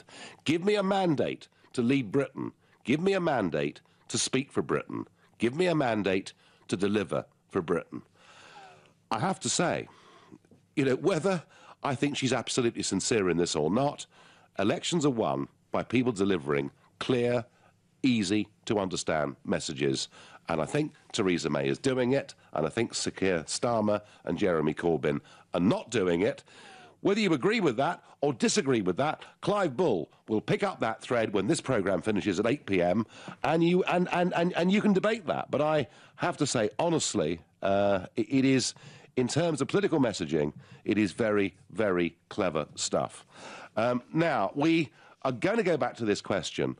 So, on the one hand, we're told that it's OK, we're going to respect the result, but on the other, Keir Starmer tells us he'll do whatever he can to get Britain as part of a reformed relationship with the single market, the customs union, and will copy all EU laws, and we're prepared to accept the jurisdiction of the European Court. They're lining us up, I think, to leave the EU in name only. I wonder what Elaine in Cobham makes of that proposition. Good evening. Good evening, Nigel. I have no trust in the Labour Party carrying out any of those promises. I think I have no confidence in this comedian, Jeremy Corbyn, and the likes. Is he funny, Elaine? Well, he's funny that he thinks that people actually take him seriously. I think he's a bit of an embarrassment for our country, really. And, you know, gosh, you know, there's just no way anyone can possibly imagine him as our Prime Minister. It would just be such a disaster for this country, and I don't think he's going to actually do terribly well at the general election. But as for Theresa May, I voted Leave and I vote UKIP, and I think I will be voting Conservative in the general election, although I am a strong UKIP supporter. But Elmbridge came out as Remain, and Dominic Raab is our candidate, and he is a very strong Brexiteer. And I think we need to support Brexit. We need to put country first, not party first, in this particular situation. But what worries me is that Theresa May seems to have done everything right. She hasn't delivered much. She's like when she was Home Secretary. She said all the right things, but she didn't deliver. Okay, fair enough, her hands were tied because, we were in the EU, and therefore all of our MPs were limited with what they could do because... Yeah, but Elaine, she'd never admit that, would she? I mean, I remember her being challenged on this. How can you reduce numbers when we have an open door to the EU? And she gave the impression that she could. Elaine, you make a couple of very, very strong points there. The concept that there are issues that are bigger than our identity with any individual party, I completely get and I completely understand. And on our side of the argument, Elaine, you're making that argument, and I make that argument too. And Tony Blair, of course, is making that argument on the other side, because Tony Blair thinks it's vital in our national interest to stay part of this union. And so he's telling people, vote for the most pro-Brexit candidate with a chance of winning. So, Elaine, you and I think that we own the country argument, but there are people on the other side, Elaine, who think it's in our national interest to remain part of it. But Tony Blair was a strong anti-European when he started off as Prime Minister, and there are lots of things on YouTube to reveal his past speeches that have been very highly critical. And it just seems to me that most MPs seem to be very critical of the EU. Even David Cameron was, until they seem to be sucked in and seduced by EU promises of a position down the road for them. That is going to give them a high salary, like Neil Kinnock and his family. Elaine, let me tell you, Elaine, and thank you for your call. Let me tell you, I'm in Brussels now. It can be a very intoxicating place for British politicians. Your texts and tweets, by the EU's own rules, leaving means coming out of the single market and the customs union. Yeah, that's what I understood too. A tweet here, how about the Norway Plus deal? That surely was envisaged as staying in the single market, says David. Well, some people talked about Norway Plus, but actually it was the other side that kept talking about Norway and its deficiencies. And I feel very sorry for the Norwegians, and this is worth thinking about in the context of what Starmer has said today. The Norwegians voted not to join the European Union twice, and without a referendum, their government and parliament signed them up for membership of the single market and the Schengen free movement area. So I feel very sorry for the Norwegian people, and I suspect there are referendums coming in Norway soon to give her the chance to leave that single market. Nigel, the Ramonas think they know what we voted for. We voted to leave, full stop, says Brian. And David on Facebook says, Labour offering to give whatever it takes to stay in the single market and customs union is all the proof we need to know Labour's Brexit plan. I'm going to go to South Wales appropriately now. Ross in Port Talbot, good evening. Good evening, Nigel. How are you? I'm very well indeed. So you're in strong Labour territory there, Ross, or it always has been strong Labour territory. It's an outlet.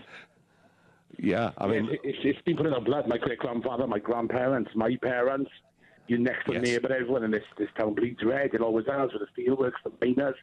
The whole history of Wales has always been Labour. And to Miss May is now in Bridgend today, where she's going to take a lot of seats out of the Labour constituency. I was talking to Stephen Kinnock 3 weeks ago about this, and then no one knew about the snap election. But now to hear that the Conservative Party is going to be taking seats off us, it's a worrying time. But my problem is, I voted to leave. And I'm a strong Labour man, always have been. I'm 28 now. And somebody's always been in. No, you grow up, you vote against the Tories. That's the way that Wales has always been. But I'm thinking to myself, I wouldn't trust Jeremy Corbyn as far as I could throw the man. And to hear that he wants to take out Trident, he wants to take us out of the EU, but keep the single market up. Now, I didn't vote for that, but I'm a Labour man, so what do I do? That's the hardest part. Well, Ross, I said at the bottom of the hour that I've been to South Wales a lot over the course of the last few years because when I was leading UKIP, we saw it as territory in which we thought we could do well. Everyone laughed at us, but in fact, we won half a dozen seats in the Assembly, and we had some remarkable progress in Wales. And what we found was people like you who couldn't believe the direction of the Labour Party, couldn't bring themselves to vote Conservative, were voting UKIP.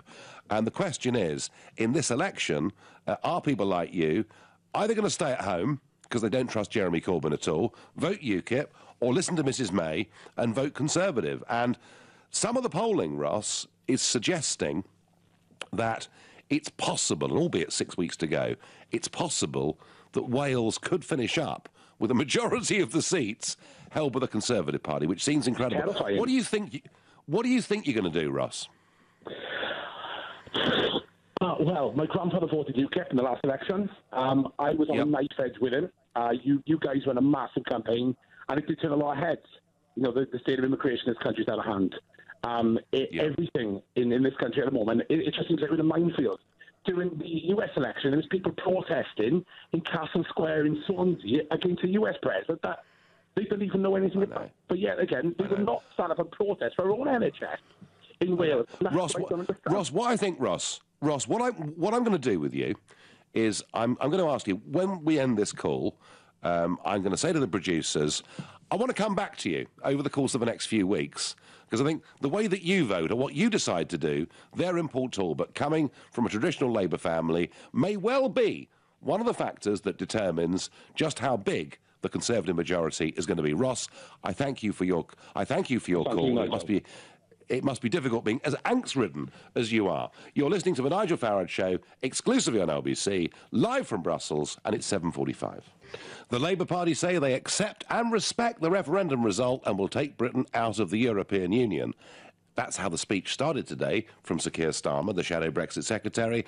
But by the time it ended, it was pretty clear to me that he wanted to leave the EU in name only and basically keep us signed up to pretty much everything. I got a tweet here saying Labour could offer me 100,000 sterling in cash and I still wouldn't vote for them. Next one, clarity of message, care of Linton Crosby. Nothing whatsoever to do with Theresa May or her beliefs. Coalition of chaos. Top marks for that, says Martin. And in some ways, Martin, I'm with you. I've no idea what Theresa May really believes, other than she spent her entire political career slagging off people like me for daring to suggest that we should take back control of our country and its borders, and now she cherishes it. Perhaps she really has been through a great St. Paul on the road to Damascus conversion. Let's hope so. Let's hope so. Otherwise, gosh, wouldn't the electorate really be con this time? Andy in Fulham, we're talking about the Labour Party. Have they convinced you today they've got a clear Brexit strategy? Not in the slightest, I'm afraid, Nigel. I think it's typical Labour Party. Unfortunately, at the moment, there is a dichotomy between what Mr Corbyn believes and what the Labour Party believes in. And from my personal perspective, I'm from Booton, Liverpool, so working-class boy, ended up living in Fulham, Chelsea, and being an investment banker. So I'm sort of what these people want us to be with regards to politicians, come from nothing, made something. So my entire family still vote Labour from a historical perspective. Well, my question is, okay, so where do I kind of fit into this entire world? So I don't think what he's saying. So we're talking about aspiration and people wanting to do better. Is it the case that as soon as you do better, then what happens? Who do you vote for then? And I don't see how. Well, I guess it depends, Andy. I guess it depends really where you see this country in 5 or 10 years, and whether you think Brexit ultimately is good for the ordinary people or not. I mean, I genuinely think that what has gone wrong, not just in the European Union, but across much of the Western world, is that we've seen this coming together of the interests of the multinationals, some of the big investment banks, most of the big political figures, and the European Union has been, in fact, in many ways, the perfect embodiment of all of that. An organisation that makes its rules to suit the big and suit the rich and damages the small. So Andy, my view is that actually, and yeah, we'll need the right government and we'll need the right decisions to be made. I think Brexit actually has the opportunity to make those towards the bottom of the pile have a chance at getting a better, even break. That's my view, Andy. And I totally agree with you, and that's why I voted Brexit. I wasn't considering what would be good for me personally. I voted what's best for the country in 10 to 15 years' time. And I've been trying to explain to my Labour voting family that this might not feel great in the next 2, 3, 4 years, but over time, this is the best thing for us. I also believe that the EU is a flawed concept. If anyone's ever studied it, which I did at university, a political union, an economic union leads to political union. So people need to understand the concept of what they're voting for. And I think there's not enough clarity around that. And I think a political union eventually is not what everybody wants. So taking a little bit of our power back now is we still want to be part of the single market and trade-free barriers, etc., with tariff-free trading zones. But overall, that's what they want as well. And we keep saying WTO rules, which people keep stating about, and they actually don't really understand what they are. That's not the point, because they also have to abide by them as we do. Well, end of the day, Andy. Andy, as you know, and by the way, I've not met many investment bankers that came from Bootle, so it's great. But I honestly, you know, if you've got a good or a product that someone wants to buy and the price is right, they'll buy it, and that's what it comes down to. Andy, quickly, have you decided, how will your Labour traditional family vote? Will they still vote Labour in your view? Half are coming around to the idea that they need to vote tactically and vote Conservative because it's the only way to keep the country strong. Because they may want to vote Labour, but they will not vote for a president like Corbyn. Yeah. Brilliant. Andy, thank you so much. Fascinating phone call. Nigel, some say we should be like Norway. I say take the R out of Norway. That's what we want, says Barry from Tamworth. And I'm going to go, that's very well timed, Barry, because I'm going to go now to Jonathan, who is calling from Norway. Hello, Good Nigel. evening. At last. Good evening. Well, you're fascinating, everything that you've done. First of all, I'm just wondering why, if Labour are like 20-odd points behind in the opinion polls, why is there so much discussion about what they might or may not do? And there is the other thing, of course, is that by the time Brexit has been decided, whatever we're talking about now might be completely different. There is the other thing, of course, is that even if we do have accept the ECJ, if we don't implement the ECJ's judgment, what's actually going to happen to us? Because Norway ignores the EFTA court and the EFTA Surveillance Authority. And as far as the EEA agreement is concerned, Norway unilaterally imposes tariffs of hundreds of % on European-made cheese and sausages and hydrangeas. Now, you probably know about that because you're in Brussels. Well, Jonathan, Nick Clegg, he was our Deputy Prime Minister. He told us that Norway have to accept everything that comes from Brussels, and they live in a faxed democracy where the laws are simply faxed to Oslo. So you're telling me that's rubbish, and that actually Norway do stand up for themselves? Well, there's a Danish member of the European People's Party who's actually campaigning for Norway to be kicked out of the single market or to be kicked out of the European Economic Area because of the way that they interpret the EEA agreements, which is, I mean, in theory, Norway cannot be compelled to accept a judgment from the EFTA court. But there's a kind of gentleman's agreement, a bit like, you shouldn't park your car in the captain's car park at the golf club, that you should actually adopt it. But they don't. And so and what I'm saying is that now, the way that I see it, ultimately the buck stops at Brussels, because when the Norwegians put these unilateral tariffs on all these European produce, Brussels sort of turned around and said, right then, 250% tariff on Norwegian fish products, and let's see who blinks first. But instead, Brussels said, well, this really isn't within the spirit of the EEA. So if Norway seemed to be getting away with it by Eurosceptics all over who are members of in the EU, they're going to say, hang on a minute, we're real mugs for being in the EU and obeying these rules. So are you saying, Jonathan, are you seriously suggesting that the Norwegian government acts in the interests of the Norwegian people? Yeah. Good Lord, what a strange... that's a very odd thing to do, isn't it? I thought we were all signed up to some high European ideal now. No, if you Google hydrangeas, EFTA, EEA, Danish, and whatever it is, you'll find it. Now, because in theory, Norway's pretty rich it's one of the richest countries in the world. So rather than worry about what happens to a bunch of hydrangea farmers, they could have said, look, here's 500 grand, go and farm something else, or emigrate, Jonathan, go and retire to France or whatever. It's a fantastic phone call. I wish I had a 3-hour show, because we could talk hydrangeas forever. But Wonderful phone call. Thank you. Thank you. Thank you. Are you listening, Mr. Clegg? Norway are not supine. They stand up and look after their own people, which our politicians have done that over the last few years. And I'm going to go to Angelina in County Durham. Angelina, good evening. Good evening, Nigel. Thank you again for what you've done for this country. Me and my family are absolutely over the moon with the referendum result, and we do thank you for that.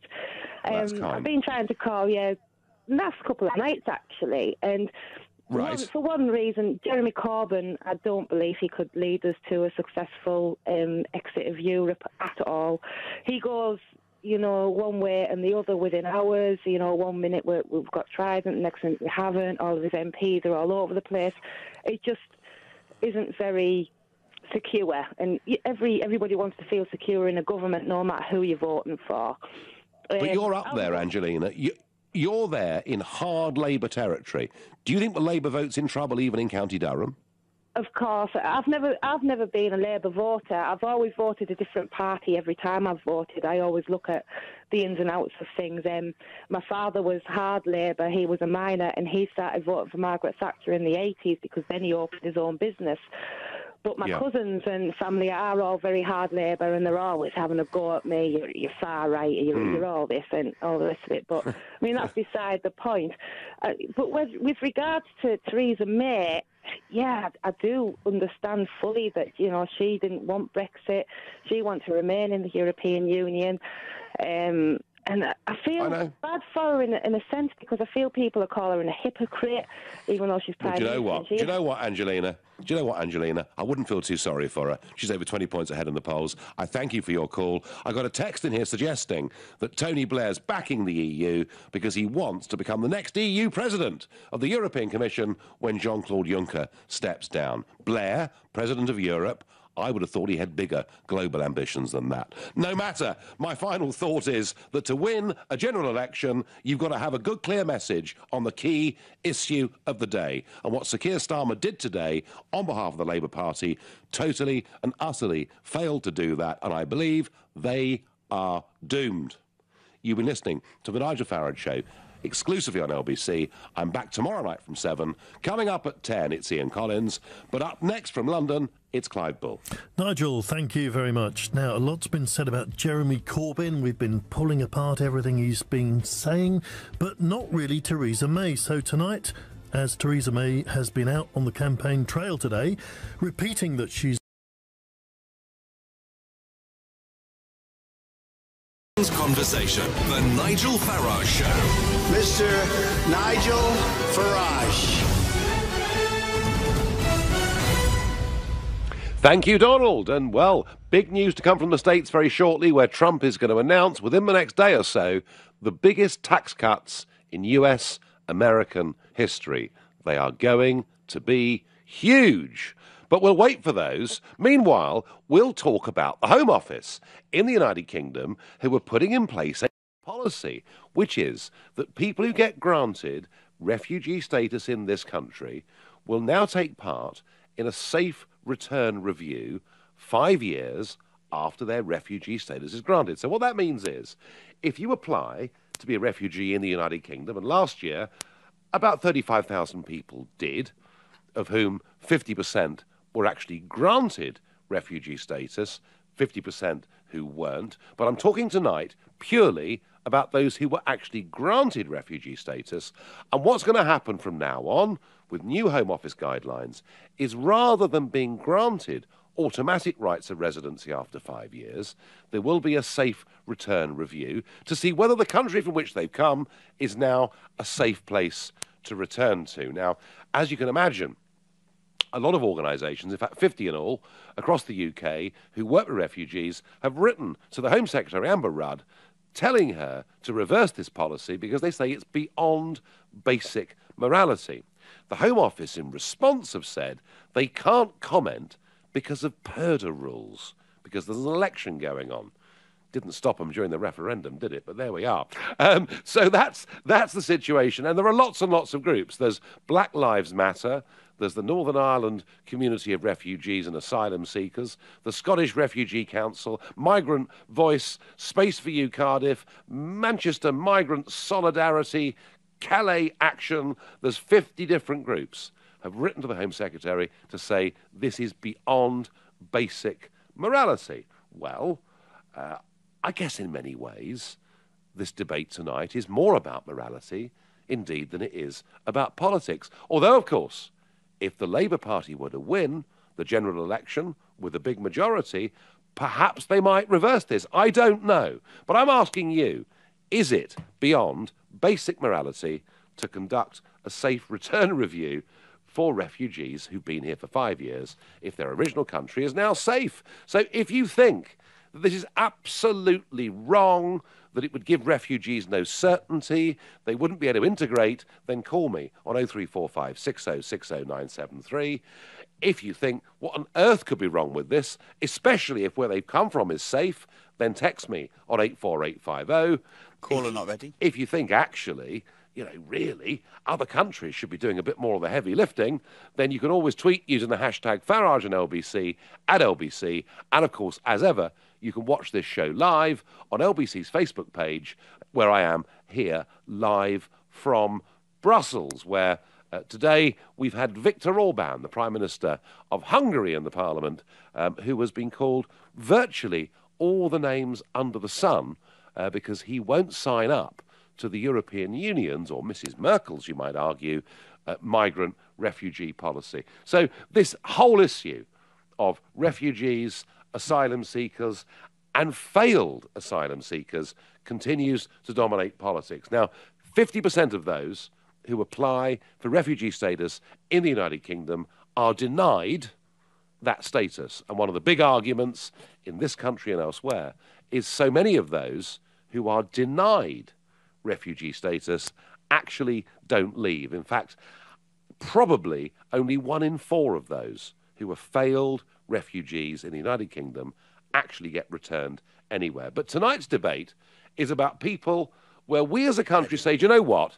Where you've come from is so completely awful, we're going to grant you refugee status. The change is that after 5 years, rather than you automatically having the right to stay forever and the option to become a UK citizen, we're going to have a look to see if the place you've come from is safe or not. I have to say, from my perspective, this strikes me as being a pretty sensible thing. Who's to say? Maybe, let's hope, God willing, in 5 years' time, Syria is going to be a safe place for people to go back to. I'm sure we'll get strong views both ways on this. I'm going to start by asking David in Enfield, is it beyond basic morality to conduct a safe return review for a refugee? David, good evening.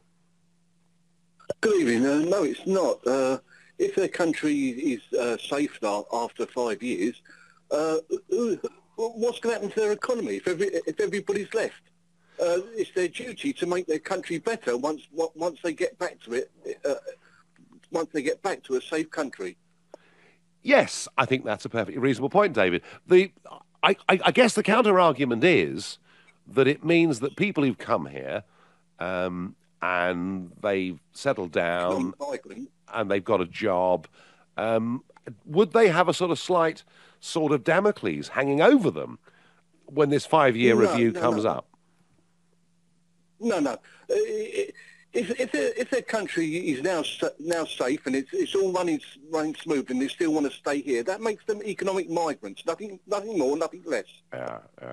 Okay, David, I think you've just made a very, very strong point, and I thank you. And on text I get, Nigel, a refugee should, by definition, return when possible. Otherwise, they're actually immigrants, says Comrade in Cheltenham, very much backing up the point that David from Enfield has made. This is the right approach. Refugee status should not be an automatic route to eventual citizenship, comes in on Twitter. Another tweet, I think it's a very reasonable thing to do, provided that it is safe. Thomas in Fulham is my next caller. Thomas, what do you think? I mean, are we being unreasonable to say to people that after 5 years, we might say, you've had a great time, but it's time to go back from where you came from because now it's safe? No, I think it's a good idea because some people may wish to, but not have the funds, the means or the know-how to do it. But more so, most of the ones that are coming over that are claiming refugee are flocking over to men. So why wouldn't these men fight for their country to begin with, as well as go back and like you said, the economy? Somebody's got to go back there and rebuild the country. Who's going to do that if they're all fleeing and staying in whatever country they go to? Well, Thomas, in particular Britain, because we're a soft touch. One of the things, Thomas, I've been struck by, you know, and when you see these pictures, and certainly we saw them, you know, in late 15 and early 16, during what I call the Merkel madness, what we saw were 70% of people who were coming were young males. And I thought to myself, Thomas, well, what about the women? What about the children? What about the pensioners? Surely, actually, in some ways, these young men were actually deserting them, weren't they? And surely, if it's safe, there's no argument to say they shouldn't go back. Nigel, I think, why don't they say, look, a pensioner, you'd say, look, we're going to ask you because obviously you've got an option. And if you don't want to, that's fine because of your age. And children who are settled in school, fine. But again, we both know that like 70% or even more are male, young. Why the hell wouldn't they go back? They've got no real reason to stay here. And when you look at all the problems we've got with the National Health Service, with housing and everything else, you know, yes, we need other people to help us, you know, and to help themselves because it is economic. But there's just too many people flooding in there. This country now, wherever you go, especially in the bigger cities, it doesn't look like London. It doesn't feel like London. In fact, it feels like, you know, it feels unsafe. That's how I feel. Well, Thomas, I get your point about cultural change and about huge numbers coming to Britain. But to be fair on this, you know, the number of people actually applying for asylum is, as I say, about 35,000 a year, which is actually, you know, a small amount of net migration into Britain every year. Sure, it's part of the numbers, but no, Thomas, perfectly reasonable point Thomas makes, that actually those communities need their able young men back with them. Jeff in Redditch, good evening. What do you think? Is it, Good evening, Nigel. Is it beyond basic morality? Well, from my point of view, it seems to me we have a bureaucracy at work where when people apply for asylum in the country, you're either accepted or you're not accepted. If you're accepted, it seems to me you want to build a future here. And at 5 years, if you want to go back where you've come from, that seems to be your choice as far as I'm concerned. You don't need another bureaucracy going over something you've already gone over and approved. Although people say these places are going to be safe, are they going to be safe? We don't know, but isn't that down to the individual who we've approved as actually having asylum status? Well, Jeff, the point that was made earlier was that in many cases people might not have the financial means or the know-how to go back, so we as a government would help them. I guess the real question, Jeff, is should there be an element of compulsion from the British government, or should the option be given to those that have come? I think the option should be given to those who come because they've already approved their status, and there should be no compulsion whatsoever because that's just bureaucracy again. And we all know that when bureaucracy steps in, strange decisions get made. And I would like to think if I went to somewhere and had been accepted, and after 5 years, I think I might have had a wife, I think I might have had some children, I think they might be in school, and I think I might be happy where I am. If my country's something changed, I always realise that people have an allegiance in their own inner selves for their own country, and they will naturally go back if things are okay. I don't see why we have to compel people to do things. If we help them, that's another matter. No, Jeff, your point that people may well have put down roots, as you say, perhaps got married, had kids, is a very, very powerful counter-argument. I'm going to ask Olivia in Bristol how she feels about this great debate. Hi, yeah, I think there's quite a big concern about refugees having a time limit of 5 years. It's quite a short time, and one problem we've seen from Germany and Sweden is that the culture clashes can have quite legal problems. We've had problems of rape, sexual assault. If there's a 5-year limit, they won't adapt to our culture, which could cause problems of them living there short term. They might not feel the need to adapt so well. But Olivia, how long, I mean, you talk about rape and you talk about all these things, how long should we as the host country be prepared to put up with this sort of behaviour? Or should we not be prepared to put up with it at all? I do think we should think about whether we should put up with it at all. And as you said earlier, Nigel, maybe think about the women and the children, people who are like in real need to be protected. Yes, well, I think that too. And yet, Olivia, I'm struck again and again whether it's the camps at Calais, which have now been closed and they moved to Dunkirk, or whether it's those coming through borders in the Balkans, I'm struck again and again and again that it's 70% young males. That, I think, Olivia, is at the root of this problem, isn't it? Definitely, Nigel. And would you have qualms, though? Would you have qualms about the government being able to do this using compulsion? No, because I do feel the idea of a refugee is that we're providing them a temporary, short escape from the turmoil in their own country. I mean, surely we can't just let them stay indefinitely. I mean, there's got to be some future plan of how we can recover our economy, how we can afford this. I mean, it's not just there's not just unlimited funds of taking care of people for indefinite years. Olivia, thank you. Olivia makes the point that we're providing safe haven. Once there is no more need for that safe haven, what is the problem, particularly with those young men going back to countries where they've left behind children, women and the elderly to help them rebuild their societies? Right now, you're listening to The Nigel Farage Show, exclusively on LBC, live from Brussels, and it's 7:15. Nick Ferrari. Tweet at LBC using the hashtag Farage on LBC. Go. So the Home Office are, I suppose you could say, getting tough. They're redefining the rules and they're saying, look, if we grant you refugee status and, you know, it's accepted, after 5 years, before you get this country, we're going to have a look and see whether the place you've come from is now a safe place to return to.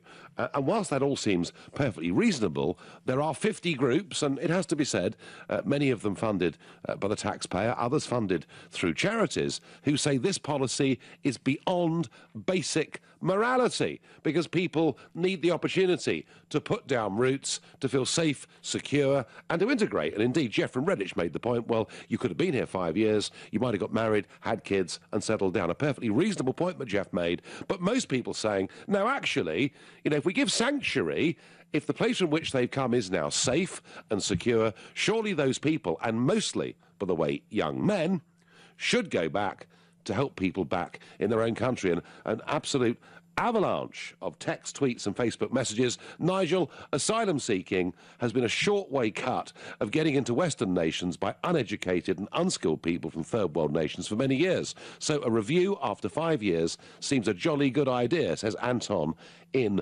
Tooting. If the country the refugee originally came from is deemed safe after 5 years, then they must be sent back, says Ian from Buck. So he believes in compulsion. Others think perhaps it should be an option. Refugees, they should go back to their own country, says Joe in London. Well, Joe, I'd qualify that by saying that the Home Office are saying only if it's a safe thing to do. Valentina on Facebook says, in the eyes of much of the UK public, the terms refugee, asylum seeker and migrant have almost blurred into one. This is far from the truth and far from helpful. Valentina, I completely understand the point you're making. Troy says it isn't normal to let anyone come in and stay. Ian says there wouldn't be so many refugees if we didn't get involved in their business. And I think what Ian's referring to is the Iraq war and the Libya war, and there's no question we have made the situation more difficult for ourselves. But are the Home Office being reasonable in saying that after 5 years, if they deem the country you've come from is safe, that you should then go back there, having enjoyed our hospitality, our comfort and our safety for 5 years? And I'm going to ask Sally in Chessington that very question. Good evening. Good evening. Sorry, I'm Barry. I'll just pass you over to Sally. Here she is. Right, okay. Hi, Nigel. How are you? Sally, hello. Gosh, you've got somebody doing the phones for you. That's marvellous. Now, Sally, tell me, what do you think? What do you think? I am actually here to represent white and English-speaking refugees because I myself am one. Yep. Do you have a problem with people like me? Well, explain, Sally, where you came from. I came from Australia. I sought asylum in England from Australia 5 years ago. Do you not want people like me in your country? Yes. And what were your grounds, Sally, for seeking asylum? Do you not think that people from Australia can seek asylum? Because what about Julian Assange? I'm just trying to think about this for a moment. So you come from Australia, which the last time I looked was a highly civilized country that wasn't persecuting minorities on the basis of their religion, their race, their political point of view. No, Sally, I'd love Australia, and I welcome the fact that with Brexit, our countries will become closer. But you don't qualify, Sally, for refugee status on any grounds at all, do you? That is not true at all. No, absolutely not. Do you understand what a refugee? Do you understand what a refugee has to qualify as? Because how do you know I haven't been persecuted? Australia doesn't support same-sex marriage, does it? Can refugees come on that? Right. Well, actually, if you look at the 51 definition of a refugee, the bounds certainly could extend to sexual orientation and people being persecuted for their sexual orientation. That is true. But I would suspect, Sally, I could be wrong, but I wonder how many of the 35,000 refugee claims last year were from Australia. Probably somewhere between zero and 1 would be my guess. How about yours? My guess would be not many. Although, as I said, Julian Assange and myself stand out as celebrity refugees in England. Well, Sally, I think Julian Assange is a little bit of an exception. And Sally, whilst you've had great fun with this call, I think there may be other people with more valid points to make. That's my view. I'm going to go to Chris in Fulham. Chris, tell me, is it? I can't get over that last call, but there we are. Don't tell me you're an Australian too. Please, please, please don't do that to me. I'm still laughing. Well, I know. I'm struggling a bit too. So what we've got here, Chris, we've got 50 different refugee groups saying that it is beyond basic morality to conduct a safe return review after 5 years. What do you think? Right. Well, let me put you straight about myself first. First of all, I support wholeheartedly the idea of safe sanctuary for refugees. Okay. Secondly, I support wholeheartedly more investment into the camps closer to the home countries, rather than bringing everybody over here that we haven't had any security checks on and we don't know what's going on. Thirdly, the idea of a 5-year review is an excellent idea, and I would like it to be retrospective, because I know people that have come here, claimed asylum on different grounds, have been given a council property, are claiming benefits, but go home to their country of origin every year for a holiday to see their family. Now, and that can easily be checked by passport control. We have been a soft case for far too long. I would help anybody that was genuine, that needed the help. But even you play it down, Nigel, 50% of the people that are coming here are from the African nations. They're not from the Middle East. They're from Eritrea, Nigeria, Morocco, Algiers, Somalia, Sudan, Ethiopia. No. You're absolutely right. I mean, Chris, I think the point you're making actually is a really important one, which is no country in Europe has ever had a bigger heart to genuinely help people who were in trouble. We've never, we've always done this, but frankly, our government have been so weak, particularly with failed asylum seekers, by making sure they don't go back. And as you point out, some have even been granted refugee status and then have frankly taken the mickey out of it, that I think we've kind of lost a bit of that good-heartedness because we feel it's being abused. I mean, look at the child refugees that we let in from Calais. Do you remember that? I mean, someone that was 6'5" and would have made good prop forwards and were shaving. And I just think there is this feeling, Chris, that frankly the whole thing's been abused. If it was cleaned up, I think we'd be as generous as any country, don't you? Even people that hold much stronger views than I do on refugees or immigration, I think even they would be more prone to being generous to helping the people that are really in need. But because none of us go to bed at night sleeping well, thinking that people are taking liberties. Yeah. Yeah, no, Chris, your point is very powerful. We feel we've had the mickey taken out of us, and because of that, our hearts are not as open to this question as they used to be. I absolutely agree with that. I'm going to ask Natalia in Edinburgh how she feels about this issue. Natalia, good evening. Oh, hello, Nigel. It's the first time I'm phoning, and I'm a foreigner, so please bear with me. It's a bit difficult for me to talk over the phone. All right. So I see the logic of the Home Office, and I think I know why, the initiative was, published and why people try to do this, because, limiting, the 5-year limit probably would kind of make the country a bit less attractive for people Chris mentioned and some other callers mentioned before. I only have one concern, and it's not even a concern. I just have one question. It's, when it says it's safe enough to return, so after 5 years, so who is going to assess that it's safe to return? Well, that of course. No. What are the criteria? Natalia, I get that.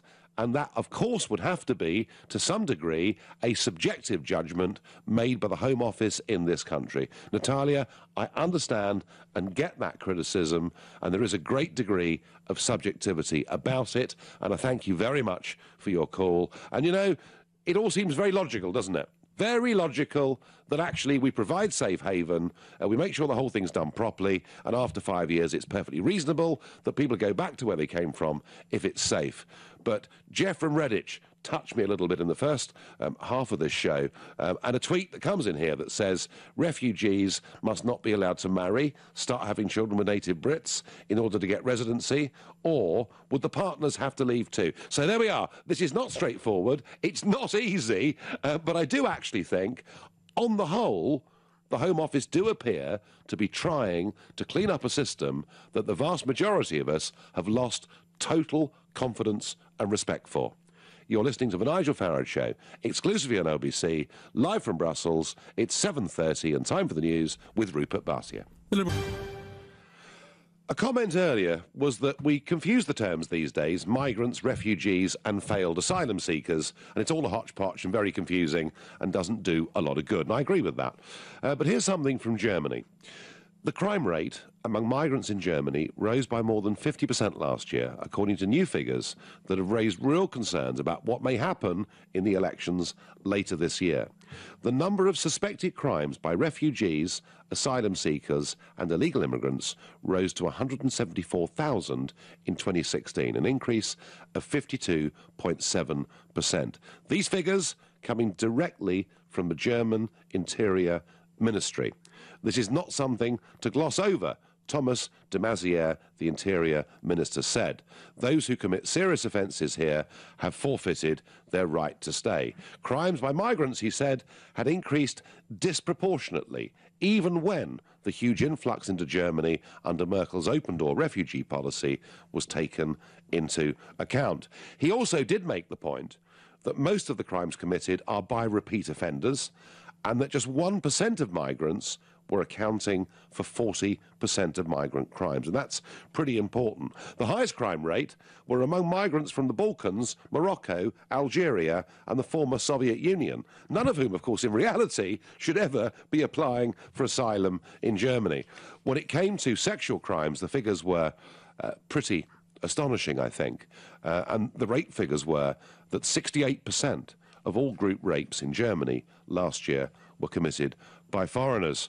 Similarly, Islamic-inspired crime rose by 14%, and violent far-right crime rose by 14% as well.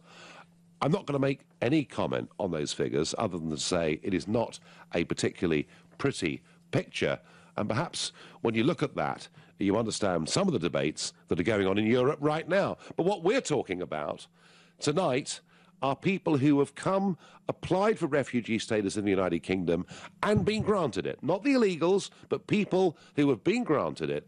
And what the Home Office is saying is that they want a new refugee return policy if the country these people came from is safe. And many of you, like me, think it's absolutely sensible, particularly as 70% of young men, that they go back to countries that are now safe and help to rebuild them. Others have made the point, well, what happens if in that 5 years they've put down roots in this country? I wonder what Jeff in Salford makes of this debate. Hello, Nigel, you okay? Good evening. I'm very well indeed, thank you. So what do you think, Jeff? Is it a reasonable policy or not? Now, I'm not your biggest fan, I'm not going to lie. Now, I'm going to ask you this. What gives you the right to say that after 5 years, when a refugee has come to our country, that they should go back home? Well, nothing, Jeff, gives me the right to say it. And let's just get this debate correct.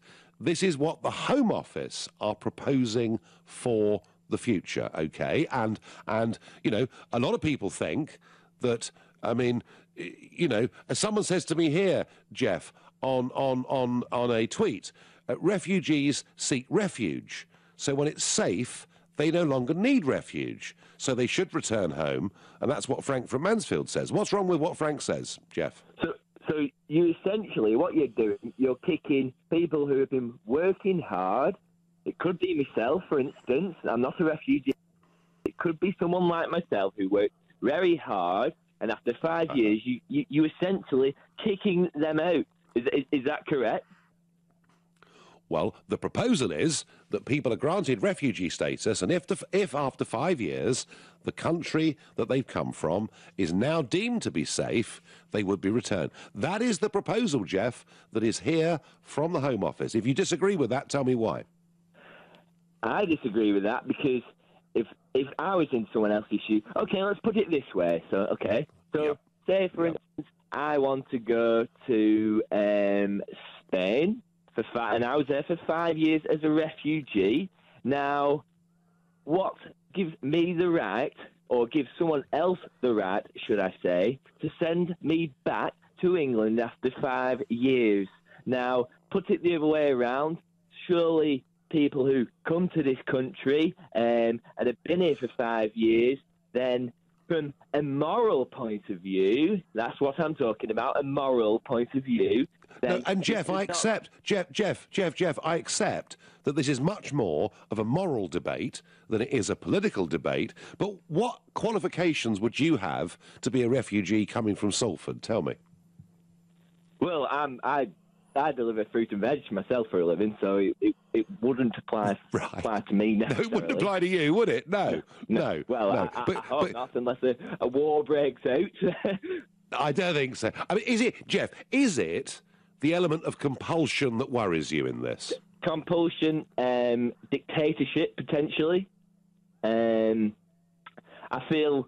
Do you have any morals, Nigel, is the question then I'll put to you. Okay. Well, Jeff, I understand the argument you make, absolutely, and I counter it by saying, if the country is safe, and if 70% of those who have been granted refugee status are young men, surely don't the countries that they've come from, that might have been through wars and strife, don't they need their young men back? What about if these young men have come with their families? What's the situation in that point of view? Well, in some cases, Jeff, that will be the case, but in most cases it isn't. Jeff, I take you've got a very principled view here, which is if we've offered somebody refugee status, then that should be that, and they should not be compelled to leave. And I get that, and it's a highly principled point, and there's nothing wrong with it. However, from what I'm seeing tonight on this show, a majority of people think actually the Home Office position is perfectly reasonable because being a refugee means you take refuge, and that implies that it's temporary and not permanent. Jeff, I thank you very much for your thoughts and your call. And I go to Andrew in Wandsworth and I ask him, is it beyond basic morality to conduct a safe return review? Evening, Nigel. Yeah, I think it's more than fair, to be honest. More than fair. As you were saying just before, a refugee, I mean, I just looked up the definition of it, and it's the state of being safe or sheltered from pursuit, danger, or difficulty. So after 5 years, after a review, if it's safe to go back, then why not? Well, what's the reason to stay here anymore?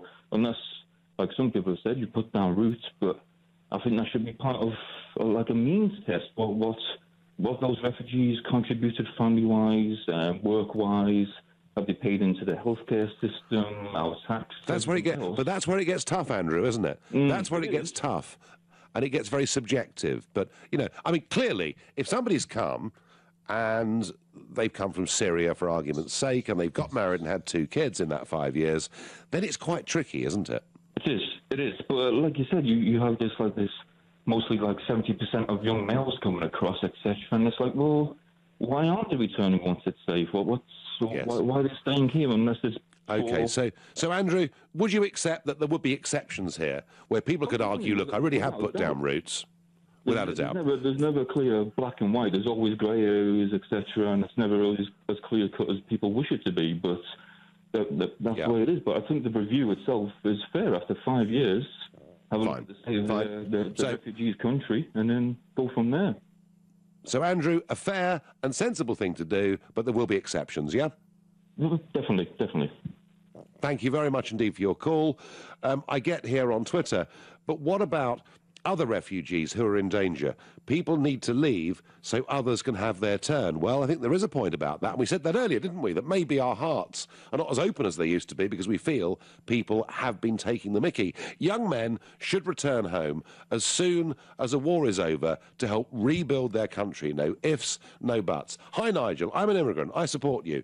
The UK has destabilised countries such as Iraq, Libya, and made life hell for people. Therefore, the UK must be held responsible and refugees should be allowed. We have to care for our fellow humans. Peter. Well, Peter, we do. The question is how many and for how long? And I guess that's where the Home Office are kind of taking this now, because they're beginning to say for how long. And if it's safe, what's the problem? If refugees who've been here and go back somewhere safe, that perhaps makes room for more people who are in short-term trouble. I'd like to take it a stage further, says someone here, and assess on a yearly basis. Gosh.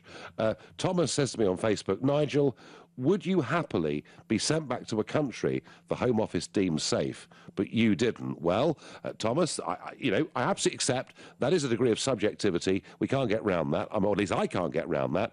And Peter says a refugee should be a temporary status only. Ray says, surely a genuine refugee would be glad of the first safe country they landed in. It's a slightly separate argument, that, Ray, in that a lot of people have been coming into Britain through Calais claiming refugee status, when in reality, under the rules, internationally, you should claim it in the first safe country you come to. As ever, a complex subject. You're listening to The Nigel Farage Show, exclusively on LBC, live from Brussels. It's 7:45. 50 refugee groups are up in arms. They say it's beyond basic morality for the Home Office to conduct a safe return review for refugees who've been here for 5 years. Meaning, if we've granted someone refuge in this country and they've been accepted, after 5 years, the Home Office are going to see if the place they've come from is safe or not. And most of you, so far, think that's a perfectly reasonable policy, because what we're doing is offering refuge, and a lot of those people, particularly young men, should go back and help rebuild the country. Others warn there'll be exceptions because people have put down roots and they've got married, and some are worried about the element of compulsion. But I think the Home Office actually are beginning to get with the times and catch up, in my view, with public mood. I wonder what Rory and Holborn makes of this debate. Rory, good evening. Hello, Nigel. Hope you're well. Nigel, I'm doing my best. Nigel, I think the Home Office stance is perfectly reasonable. Yep. I think, that they should maybe go a little bit further, and with organisations such as the United Nations, not accept refugees at all unless they've already been denied asylum by a country close. So in the case of what's going on in Syria, if Turkey or Lebanon, or Jordan deny them asylum, then perhaps we should look at accepting these asylum claims. But I don't think we should be accepting them full stop. The only time we should really accept asylum seekers is if there's a massive civil war in the middle of France, But other than that, I don't think we should be accepting asylum seekers full stop. Yeah. I mean, I do think, Rory, I do actually think that one of the big factors in the Brexit vote last year was Mrs. Merkel saying, back in 2015, we can accept as many, we can cope. As many of you that want to come, please come. And then when we saw that she was then trying to divvy up the numbers amongst the other EU members, and we realised that in a few short years, they'd all have EU passports and then all legally be able to come to Britain, I think this did have an effect on how we voted in that referendum. Rory, I mean, do you look back at our history, though, and think we've been a country that actually has got a pretty fine record on this? We have. We're a very, very generous country, especially the amount of foreign aid we give out every year. But I think there's other reasons that they should go to those safe countries, because those countries are going to be culturally similar to them, and they're more likely to integrate. If you're from Syria, you're more likely to integrate in Turkey, integrate in Jordan. Whereas if you come to the UK, it's very different, and you're not going to integrate into our society, and it does cause problems. It does cause problems, and perhaps some of those crime figures I read out earlier from Germany suggest there are problems. Rory, making the point very clearly, people should claim refugee status in the first safe country they come to, and if those countries culturally are similar, then so much the better. I wonder what Patrick and Lee makes of all of that. Patrick, good evening.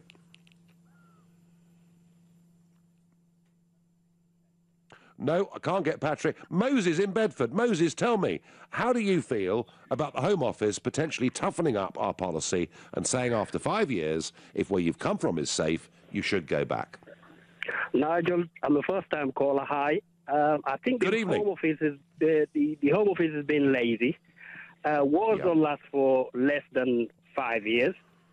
I came from a West African country that had civil war for 15 years. I've been in this country now for 12 years. I was brought here by the British government. I didn't ask for it. And since I've been here, I've done fantastically well for myself and my family.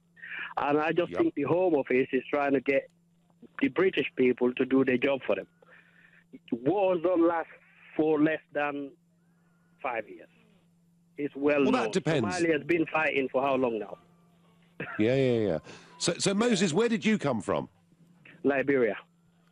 And what would the situation be in Liberia today? We had it's a lot better now, but we had a civil war for 14 years. As you know, it was well documented. There was a lot of tribal issue, and we had a lot of different governments.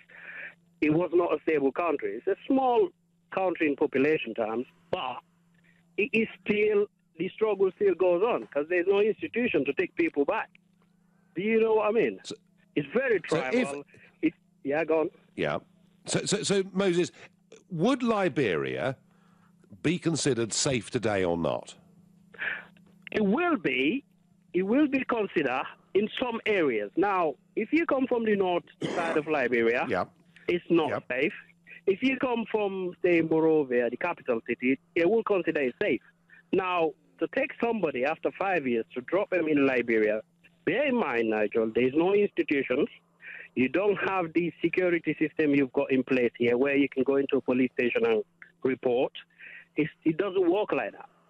And no, so Moses, if you get a knock on the door tonight, Moses, from the Home Office, and they say, Moses, old son, you've had your chips in Britain, it's time to go back to Liberia, you would not be very happy, would you? No, as long as they tell me where to go, which area, which street, which house to go. Then I'll be all right. Okay. Would you? Okay. Well, it's not going to happen to you, Moses. But you're very open-minded about this, so it's a very, very helpful contribution, and you sound very jolly and very happy. So life has worked out pretty well here, yeah. So one thing also I want to add, live in your country where you're born and come into a foreign country. Not the easy thing to do. You live what you know back there. A lot of your friends, like you, Nigel, you will not leave Kent for anywhere. You've been in America, you've been in France, you always come back to Kent, aren't you? Yeah, that's true. Where your friends are, that's where your family are. Yeah. There's nothing like your home. And it's hard to make that decision. And to come and stay here for years and not see people you went to school with is very hard, very hard. I bet it is. Moses, a beautiful phone call. Thank you very much indeed. Now, Patrick in Lee spurned me last time, but I'm told he's now ready. Patrick, good evening. Hello, Nigel. Can you hear me? I can, yeah, far away. What do you think? What it is, my parents came here in the 1980s as refugees from Vietnam, and they had 6 children. Well, I remember growing up, my parents claimed benefits. We got a free home, and the government was paying for 6 children, paid for all our schooling. But now, those 6 children that she had, I pay, all of us are working, we all pay taxes. I pay more tax in 1 month than most people pay in a year. I run a business that employs 20 people. If you were to send us back after 5 years, because Vietnam was a safe country after 5 years of us being in this country, you wouldn't have the benefit of people like myself paying for the system in a country that we've grown up to love. And I do... Patrick, I get that. Yeah. Patrick, I get that. And I think particularly about the Ugandan Asians, the people that Amin was going to kill. And 28,000 of them came to Britain back in 74-5, and they have been, economically, the single most successful migrant group that has ever come to Britain. They have done phenomenally. They've spawned business tycoons, millionaires, sports players, members of parliament, and goodness knows what else. And you're right. This can work hugely to our advantage. But what's it done after Amin had gone? What's it done for that country? I mean, what I think is that you're skewing it out as well, because you've obviously given us the statistics. Only 1% of in the German population are, known criminals and things like that. But what's happening is that we're allowing that 1% to be stereotyped in that whole of the 99%. We wouldn't do that with any other type of people. Yes, there are people abusing the system and criminals. Yeah, send those home. I don't care about them. But they don't represent I did try, 99% of people. Patrick, I did try to be absolutely fair with those German crime statistics, but do understand why people are worried about it, and do understand why people are worried about the growth of Islamic terrorism too. Patrick, thank you very much indeed. You're the final caller this evening. My final thought on this is that actually, with a safe returns policy and with a system that deported failed asylum seekers at the time of the application rather than the farce that we've currently got. Actually, if both of those things worked, we would find as a country a lot more room in our hearts to give people genuine refuge. Actually, we could help an awful lot more people if this system came into being. And yes, I completely accept there'll be lots of exceptions. I completely understand that it'll be a subjective view of the Home Office and it won't be perfect. But I do also feel that so many of those countries who've lost their brightest, ablest young people, and without them, communities left behind, of the old, the weak, and surely that can't make a great deal of sense. Now, tonight in London, Theresa May is hosting talks with Michel Barnier and with the European Commission President Jean-Claude Juncker. They're having a working dinner at Downing Street. Gosh, she'll be shocked. Oh, Jean-Claude Juncker enjoys a glass or two, I can tell you. Mrs May has greeted the European Commission President with a kiss on both cheeks as he arrived at number 10. And this is going to be very interesting because, as you know, they want a massive Brexit bill from us. I hope the Prime Minister says no. We will see. You've been listening to The Nigel Farage Show. I'm back tomorrow night in London from 7. Coming up at 10, it's Ian Collins. But up next, it's Clive Bull. Nigel, thank you. So Theresa May is ruling out TV debates. And now Jeremy Corbyn says he's not going to do it either if she won't do it. So does it matter? Is it important that we see the leaders facing each other and facing the public? Later on as well, it's the legal hour. We have your legal question.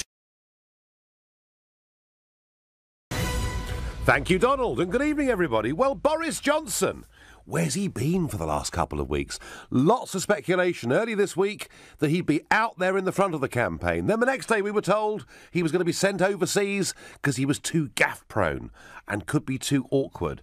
And overnight, he wrote an article for the Sun newspaper where he described Jeremy Corbyn, the leader of Her Majesty's opposition, as a mutton-headed old mugwump. More of that later. And off the back of that, he was suddenly involved in a whole series of interviews. And I have to say, much to my surprise, during one of the interviews, he was asked whether Britain would be ready to join the US in a military action in Syria if a chemical attack was repeated, and Johnson said, I think it would be very difficult for us to say no. He also indicated that Theresa May might not seek MPs' approval in a parliamentary vote before British forces were deployed. He went on to speak to Nick Ferrari on LBC's Breakfast Show, and the Foreign Secretary continued to suggest that it would be very tough for us to say no if Trump asked us to get involved in a war in Syria. Here was Boris on LBC this morning. If Assad were to do something like that again, and if there was a response that was commensurate and appropriate and timely and all the rest of it, and the US were to come to us and ask us for support and practical assistance, which they didn't do last time, as I've said, and you'd have to work out what the procedures would be, but I think it would be very difficult for us as a country, given our relationship with the United States, it would be difficult for us to say with no parliamentary approval. Well, I think you'd have to work out the systems by which you did it in a timely and well, you won't have time. You get a phone call in the middle of the night. You know better than I, Foreign Secretary. Well, that's you're putting your finger on the issue. But I'm giving you my perspective, my instincts, which is that if it was appropriate, if it was commensurate, and it was something that showed that the West was not going to the civilized world was not going to accept the murder of innocent people with weapons that were banned in 1925, then I think it'd be difficult for the UK to say no. Oh dear, oh dear, oh dear.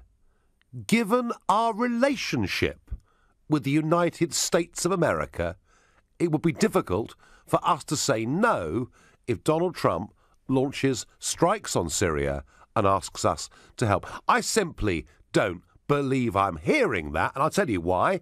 Because nobody in this country has been more open and more vociferous in his support of Donald Trump during the campaign and since he became president. Doesn't mean I agree with everything Trump says or does, but I do believe that Trump is the right thing for America and the right thing for the West. But surely, Boris, surely the point about a special relationship is not when they say jump, we ask how high.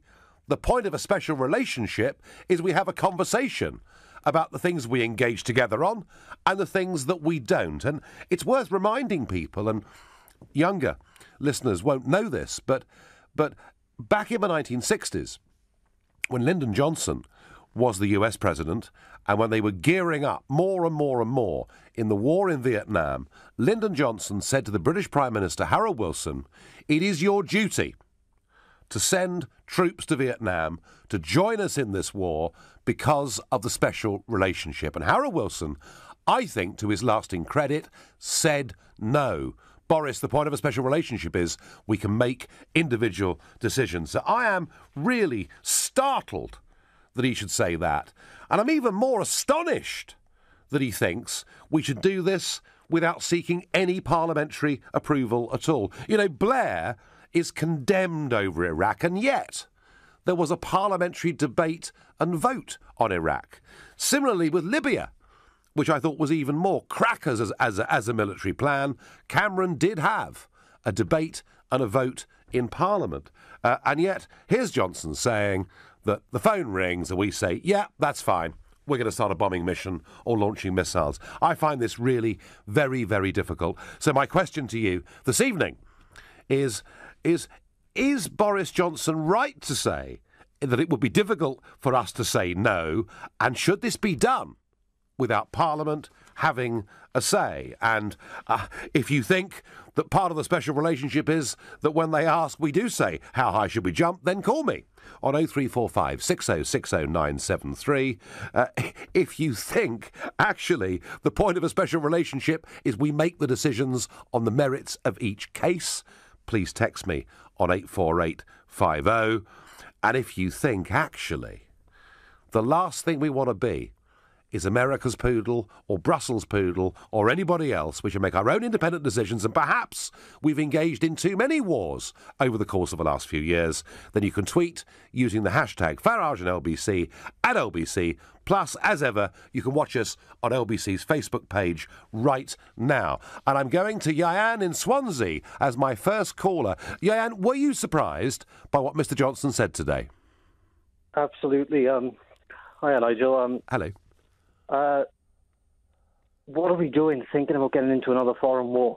Well, I don't know. I don't know. I don't know. What the question is, what's Mr. Johnson thinking of? Oh, it's just insane. Like, why are we even talking about it? Like, look what happened today in Westminster again. We need all the resources in our streets, not over there, not even thinking about anything to do with it. I mean, would there be some circumstances in which you think we should go to war? Not overseas, no. Not what? Absolutely, full stop. Not at all. No. Not unless our national interest is directly threatened. Yeah. Yeah, we don't have the resources. With everything that's going on here, just don't have the resources. Now, it's a very odd thing, actually. You know, you say resources, but ever since we had with Blair cutting the Navy, the Army, the Air Force, and Cameron accelerating that process. And yet the more we cut our armed forces, the more we seem to want them to intervene militarily. It's very, very odd. Are you disappointed in the British government for saying this today, Jan? No, I get it that she wants to look strong. I get it that she wants to show that, Britain's still, we're prepared to go to war. Yes. We're going to stick with Trump because he's our closest ally, but why? We've been in the Middle East for how many years? Well, I know. My whole life. And yeah, look, I get, your comments right, that we are incredibly close allies with the Americans, and I think with the Donald in the White House, as opposed to Obama, we're a lot closer. I feel the Atlantic got smaller over the course of the last year. But for the Foreign Secretary to say, given our relationship, it would be difficult to say no, sounds a bit like he wants to be America's poodle to me. Yeah. Not good. Thank you very much. You're very disenchanted of Swansea there. I wonder what Peter in Maidenhead makes of Boris Johnson's comments about us going to war or getting involved with the military strikes because the Americans say we have to, without even bothering to think about seeking parliamentary consent. Sir Nigel, hi. Hello. Nice to talk to you. For me, we have a track record of getting it wrong in the Middle East and invading Islamic countries without having any good game plan for what you do after the shock and awe bit. Yes. So shock and awe in Syria, but who are we backing? Who's going to run the country afterwards? Yes. How do you have? How can you actually provide a purpose to what you're doing with a good outcome at the end of it? Because our track record, Blair's record in Iraq, it was simply destabilizing a region because you don't like the tyrant in charge. Cameron's intervention in Libya was destabilizing Libya because you don't like Gaddafi. Yes. And it goes on, and the scope for our politicians and political establishment to misread the agenda there totally is almost pristine. In terms of Peter, my job on this show is to challenge the arguments and the questions that people like you, Peter in Maidenhead, put to me on LBC. I've got a real problem with your phone call. That is, I agree with every single word that you've just said. Regime change without any long-term strategy whatsoever. Peter, you get a star for what you've just said. And I get on Twitter, Nigel, when the USA say jump, the British response should be why, says William. And you're absolutely right.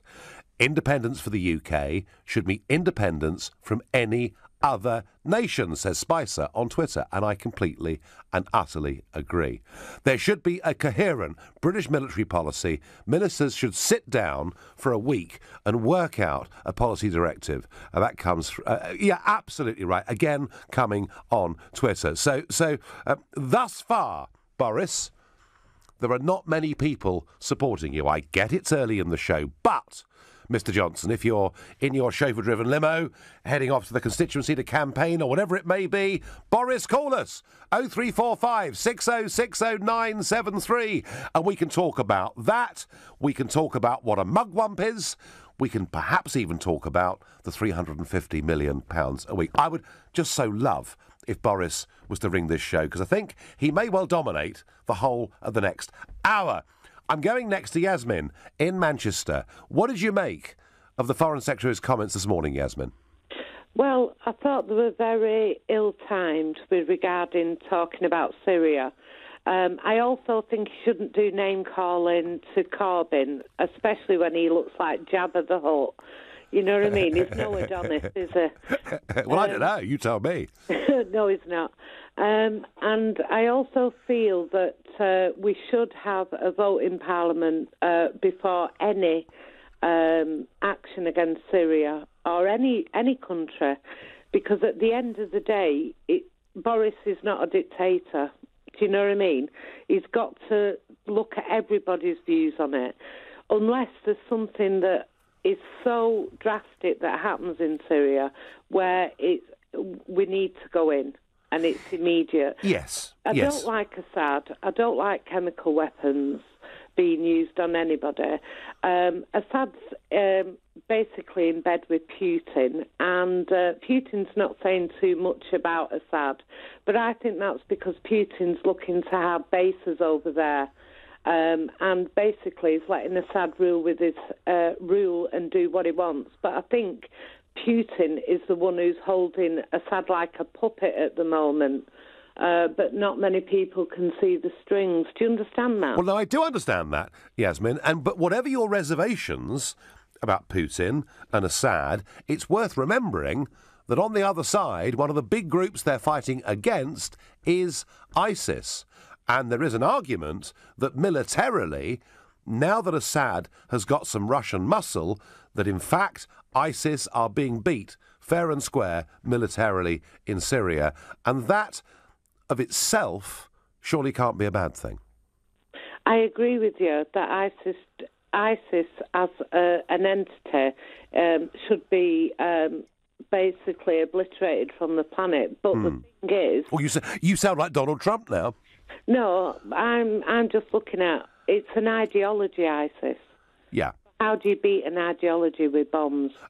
You've got to beat an ideology Yasmin, with ideology. With bombs alone in one location, you cannot beat an ideology. I agree with you completely. I thank you very much for your call. Right now, you're listening to The Nigel Farage Show, exclusively on LBC. It's 7:16. Nick Farage. So after a long debate about whether Boris Johnson should be sent abroad, locked in a cupboard, or put to the forefront of the Tory election campaign, overnight he comes out with a big article in The Sun where he calls Jeremy Corbyn, the leader of the Labour Party, a mutton-headed old mugwump. And as a result of that, he gets a slew of interviews, including with Nick Farage on LBC's Breakfast Show, where he proceeds to tell us that it would be difficult for Britain to say no if Donald Trump asked for military assistance against President Assad in Syria. And he also indicated that we may well do this without seeking MPs' approval first. This is pretty astonishing. But it's even more astonishing when you consider where Boris has stood on these issues over the last few years. 2011, Libya. He said taking on Colonel Gaddafi is a noble cause, but the risks are huge. Only with the support of the Arab world can intervention in Libya end without disaster. Well, it ended, didn't it? Actually, in disaster. In 2013, when he was Mayor of London, he warned that it would be wrong to punish Assad for alleged chemical weapons use. He said he believed that the American politicians would back Obama in doing it, but that the UK Parliament should think again about committing British personnel to this international alliance.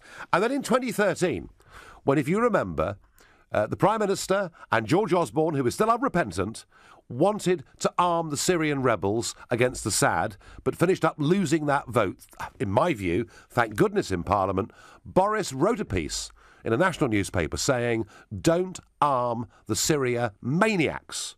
Johnson warns that arming Syrian rebels would be disastrous, adding to tough warnings issued earlier that day from Vladimir Putin.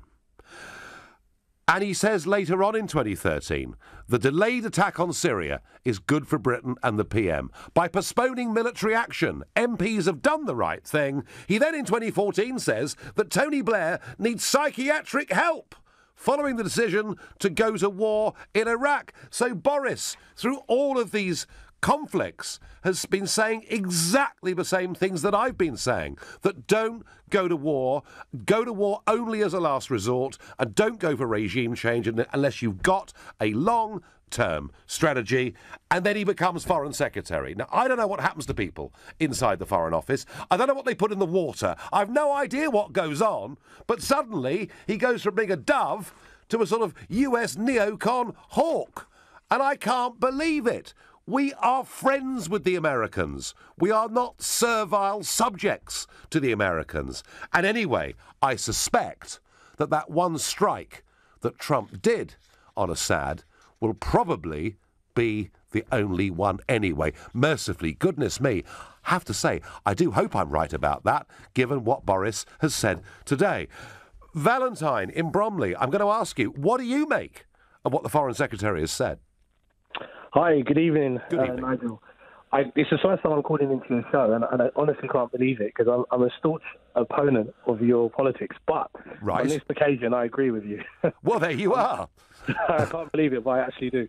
I think that we need to review our whole relationship with the US, because in many occasions, these agreements which seem bilateral, they're just not. They're one-sided. I mean, you look at the treaties to extradite our citizens and theirs. We ratified ours; they never did theirs. So, we can't command that a citizen in the US is brought to this country, but they can. The other day, I heard that we would potentially have to check in our electronics on flights to the US. I can imagine that if that becomes formal, official, they won't have to do the same. So I feel that our relationship in general just needs a review. We need our own strategies, our own mindset. They've clearly got theirs. They're neoconservatives. They want to sort of remap and repaint the Middle East in their name. And if you look at Libya, you look at Iraq, Syria, none of this stuff has been initiated by the UK. We need to have a mindset where we use our soft power almost as a break, something that allows the US to have a second thought when they come up with these strategies and yeah. I mean, the only good news, Valentine, the only good news for you is that Trump is not a neocon, and Trump's natural instinct is not constant military interventions and getting involved in wars without end. That's why many of us who supported Trump were actually quite surprised by that strike that we saw in Syria, but I do believe it to be a one-off. Valentine, I have to say, I have been a campaigner for independence, and it's amazed me how leading British politicians have been prepared to kowtow to Brussels and America at the same time, and I find that absolutely remarkable. Do you think what Boris... Let me ask you this question. Do you think what Boris has said could affect the Conservative lead in the polls? Because at the moment they appear to be miles ahead, and yet I can't find a single texter or tweeter or Facebook messenger or caller that think the Foreign Secretary is right. Possibly it could, but I wouldn't be surprised if it didn't, just because I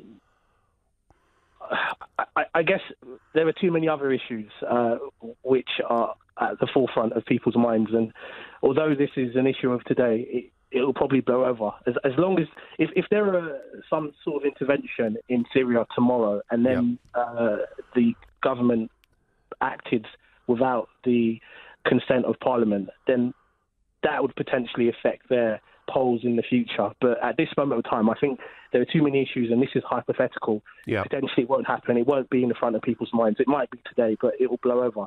But ultimately, in regards to your question about the water that people, that the foreign office may drink, I do think that once politicians go into government, they go into power, I think there's almost like an unstoppable force that kind of changes people's stances and viewpoints, and as we can see today, we obviously people like Boris. We obviously need new people, Valentine, don't we? We obviously need new people who will influence it in the way. Listen, Valentine, I thank you for your call, and I have to say, as a sworn opponent of me, you were incredibly polite. Messages piling in everywhere. On Facebook, Nicholas says, Assad is fighting ISIS. Let him do his work and keep borders strong to keep ISIS out of Europe. John says, wipe ISIS from the face of the earth. Leave Assad alone. Anthony says, I don't like Assad or chemical weapons, but just leave it alone. Nick says, all nations should act in the best interests of their citizens, avoiding war unless they are attacked or threatened by an aggressor. International cooperation should be focused on free trade. I've yet to find anyone supporting Boris Johnson, which is why I'm very keen to get Boris or big Conservatives. Come on, Conservative supporters, tell me that you've got the right man as Foreign Secretary, that he's now going to be at the front of your general election campaign and lead you to storming victory. Tricia, on the Wirral, what do you think? I think he's an idiot. Right, OK.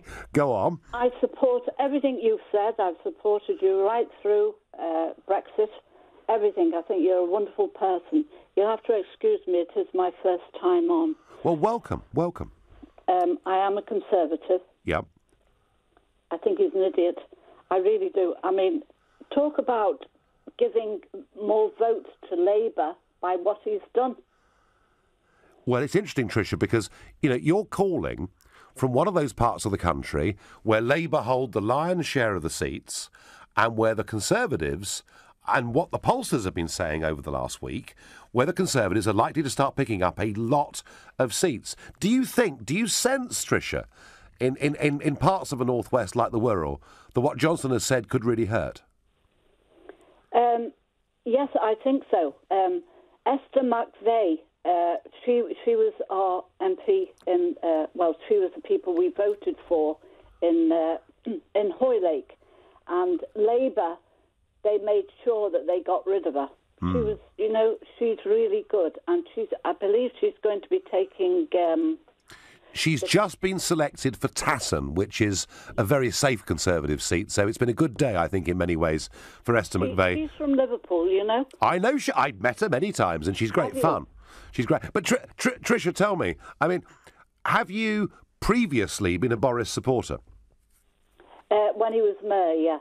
When he was mayor, yes. He was a very good supporter. So, OK, put yourself, Tricia, in the position. You're now having a cup of tea, or perhaps something stronger, in number 10. You've seen the response to what Boris did this morning. Your name is Theresa May. You're the Prime Minister. You're 22 points ahead in the polls. What would you do with Boris for the next 6 weeks? I would sack him now. Would you really? Yes, I would. Because what he's done, he's not helped the Conservatives at all. Well, Tricia, I have to say, for somebody who said they were a nervous first-time caller, that was pretty tough talking from the Wirral, and I thank you very much indeed for the call. So, is Mr Johnson right to support the Americans without parliamentary approval, saying we can't say no if Trump asks us to join in military action against Assad? Your chance to have your say. You're listening to the Nigel Farage Show, exclusively on LBC. It's 7:30, and time for the news with Rupert Bartier. Thursday night on LBC, and it's Boris night, because the day started with Boris with a big article in The Sun calling Jeremy Corbyn a mutton-headed old mugwump. And then he went on various radio shows, including Nick Ferrari's LBC Breakfast Show, to say that if the Americans called on us to act militarily in Syria, it would be virtually impossible for us to say no, and that we should contemplate doing this without first seeking parliamentary approval. And I'm asking you tonight what you think about that. But there's a third factor with Boris today that we have to get to, because the Foreign Secretary also told Nick Ferrari this morning that he still supports his claim that £350 million a week could be spent on the National Health Service after Brexit. That figure has been widely disputed during and since the referendum campaign. But speaking to Nick Farage today, Boris Johnson says we'll take back control of the money once we've left the European Union. Let's hear him. What it represents is the total sum that we do not control every week that is spent by Brussels. And it's either spent by Brussels in this country or it's squitted away somewhere in some other European country. So you still support that figure? Of course I do. During the referendum, I was asked repeatedly about this figure, and I never once supported it, but perhaps during the campaign, openly condemned it. And my view on that was that when you've got your army and you're facing their army, what you don't do is shoot your own side in the back, given the significance of what we were facing. But Boris, I'm sorry, it's wrong. You know, that coach that he went round the country on said we send £350 million a week to the European Union. We don't, because that's the gross figure before the rebate. We don't send that much. Yeah, sure, we send over £250 million a week. And net, even when we get bits back, because the European Union do give us money. You know, rich landowners do very well out of the European Union. There's bits of regional money, etc. But net, it's £200 million a week. Had he just used that net figure, that would have been big enough to convince voters that actually we were wasting an awful lot of money. So I think, you know, frankly, Boris, all round, it's been a pretty rotten day. And can I just say to listeners, and I've had some phone calls last week with my opponents ringing in. And by the way, all opponents are welcome to ring in. If you think you're hard enough, come and have a go. Now, you're all welcome. You know, this is about having a proper open forum debate and chat on these issues. But those callers last week who said to me, Nigel, you said the NHS would get £350 million a week. And I said, no, I didn't. Oh, yes, you did. Oh, no, I didn't. And I finished up by saying urban myth. Please, can I never have any more calls accusing me of using that figure? I actually begged Michael Gove face-to-face, and I spoke to Boris on the phone and told them, drop the number because it's not factually accurate. So, Boris, we are really having a bit of a pop at you tonight. Please ring in. Tell me where I've got all this wrong. Boris, it's 0345 6060 973. Back to our main debate. The Foreign Secretary saying, if we're asked to jump by the Americans in terms of military intervention in Syria, we will ask the question, how high? And so far, absolutely nobody has supported the Foreign Secretary. We've even had a Tory voter saying she thought up in the northwest it might damage their prospect of winning some seats. Rob in Sutton, what do you think? It's still waffle again. He's been put up to do it, and he like the Brexit. I don't think he'll damage anything. Most people know he waffles on. Right. He backtracks over the 350 million. If you listen to what he really said now, Nigel, it's now, the government's got the right to use it or can use it. Some can go on the national health. He's very clever the way he words things, Nigel, very clever. But I think they put him up front. Corbyn saying he won't fire a bullet or do anything, so, you know, he's taking a chance. So I think they put Boris up front to rally the troops. I was listening to LBC not long ago, and they said there was a couple of politicians actually said they wish they'd done something in Syria when they voted not to. Well, that was George Osborne, wasn't it? Yeah. Exactly. So I think, really, this is just a game of chess, and that they're putting things up that I don't think they'll lose anyone. Anyone with half a cent will really know that Corbyn hasn't got a chance to run this country. Well, that, Rob, that Rob, may well be true. That may well be true. But let me ask you, I mean, there's no question that when Boris said he was going to back the out campaign in the referendum, that made a critical difference. He was a very, very important figure, particularly in a country where these days there are very few recognisable politicians. That's because most of them are so bland and dull. But, Rob, do you honestly think, given today is Boris's first big intervention in a general election campaign, do you honestly think he's an asset to Theresa May over the next 6 weeks? I really do. Yes, I do. I think he's just an attention. He brings attention to people. People are not listening, one way or the other, Nigel. But he might get his hand slapped by Theresa May. It could be all put up front to say, then he gets his hand slapped where you can't say this, and they think, she is a strong Prime Minister. She's give Boris a slap on the hand for step. Do you see what I mean, So Nigel? it's all a clever game. Open up the doors to the sweet shop, let Boris in, and then tell him off for eating too many. Is that what you think? You've got it. Right, OK. All right, Nigel. Well, Rob from Sutton, that's a very cunning plan, and I thank you very much for the call.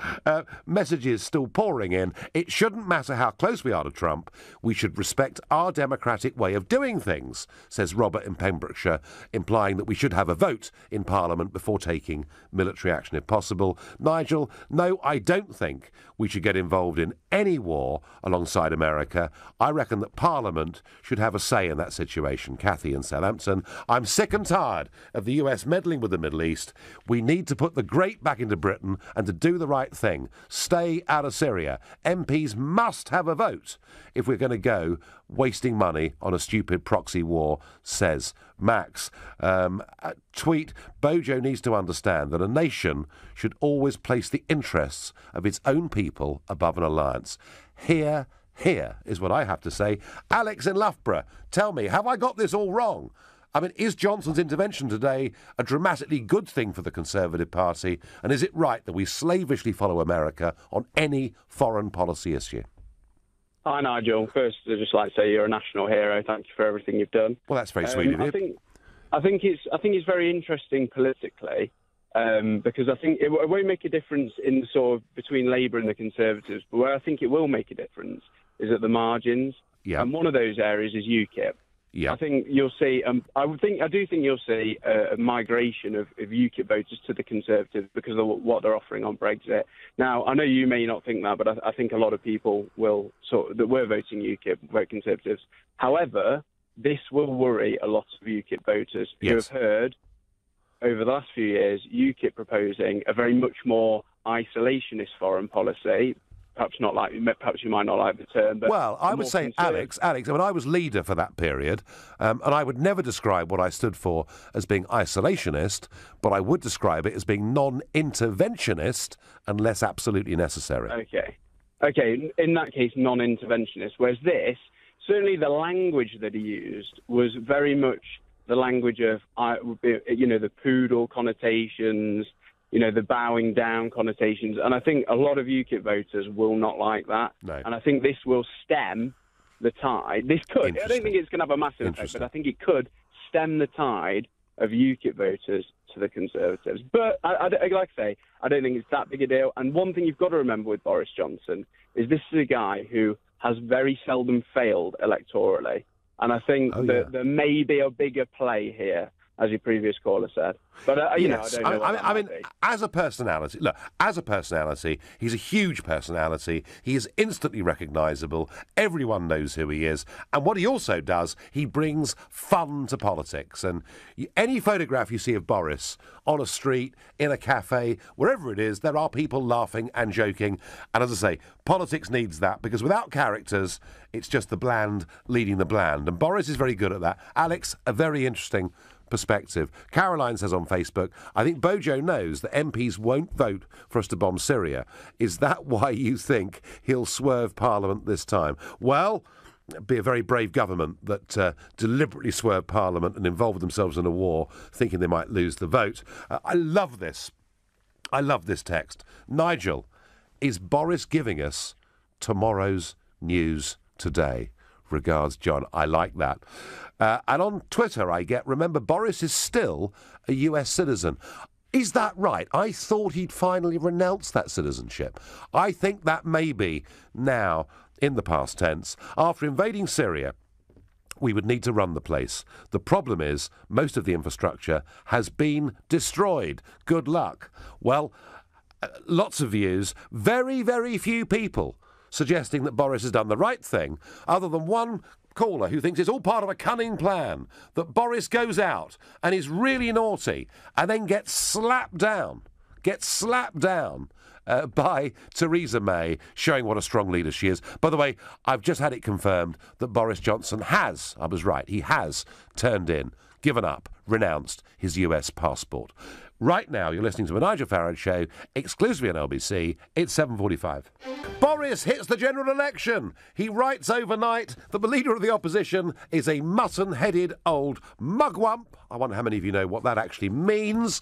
And then he goes on to tell Nick Ferrari and others that it would be very difficult to say no if the Americans asked us to join them in a military intervention against Assad if he's seen to have behaved badly again, and that we should contemplate doing that without asking parliamentary approval. And I am shocked and staggered by this, particularly given everything he said, going back through Libya in 2011, through the attempt by the British government to, as Boris himself said, arm the Syria maniacs in 2013, through to saying that Tony Blair needed psychiatric help following his claims over the Iraq war. And suddenly he gets into the Foreign Office, they've slipped something in his tea, and he's become a gung-ho neocon that wants us to go to war. I can't believe it, and I do think that it will do some damage to the Conservatives'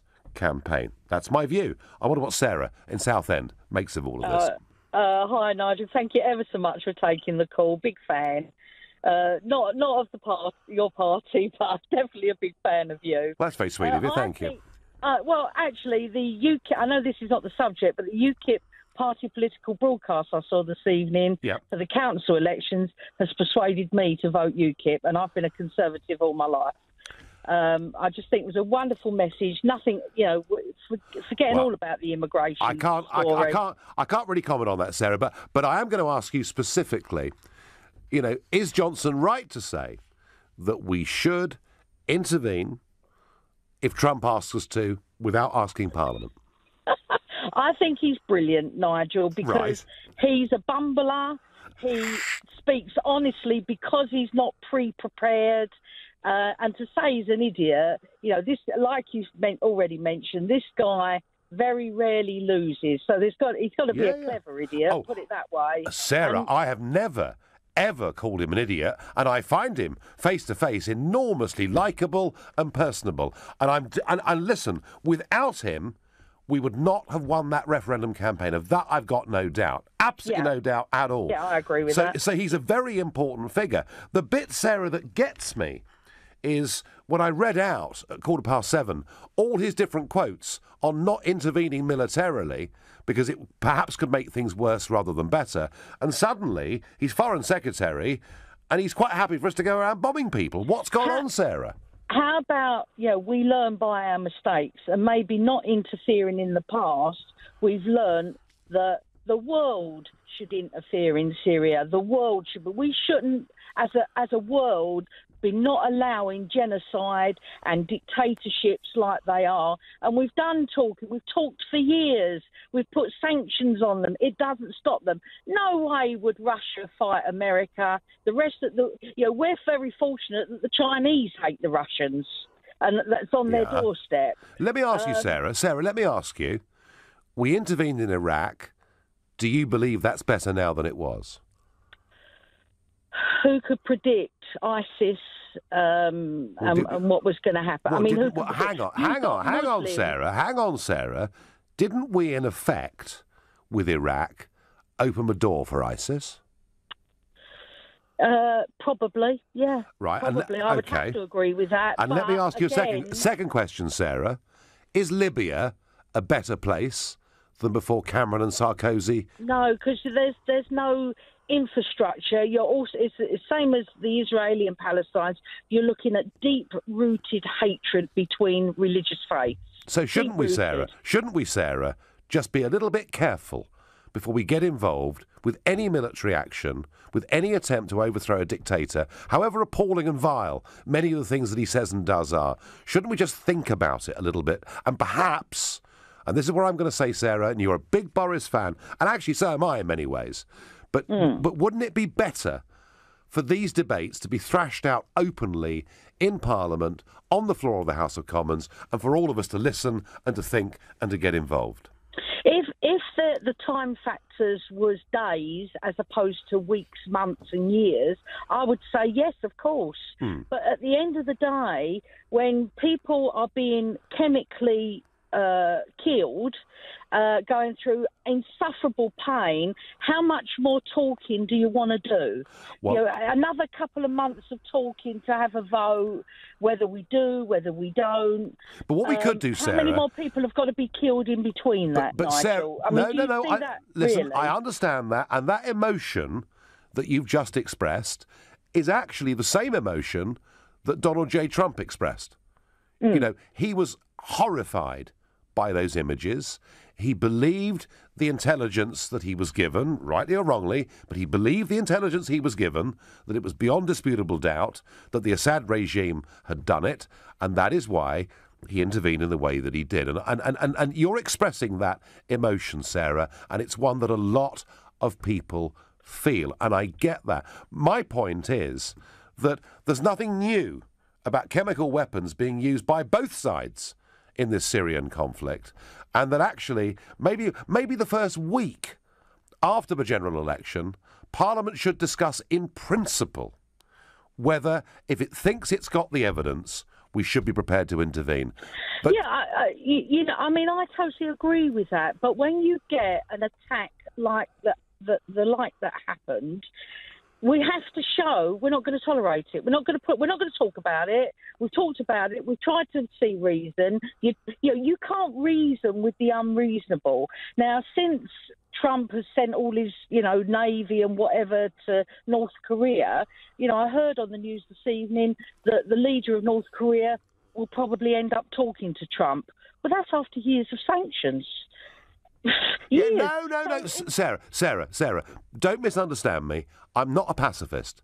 I've never been a pacifist. I've never been an isolationist. I've never said we should never intervene militarily. And what Trump wants to do is to show the world that America is strong and that America won't back down. And Sarah, the big mistake that Obama made was he set a red line.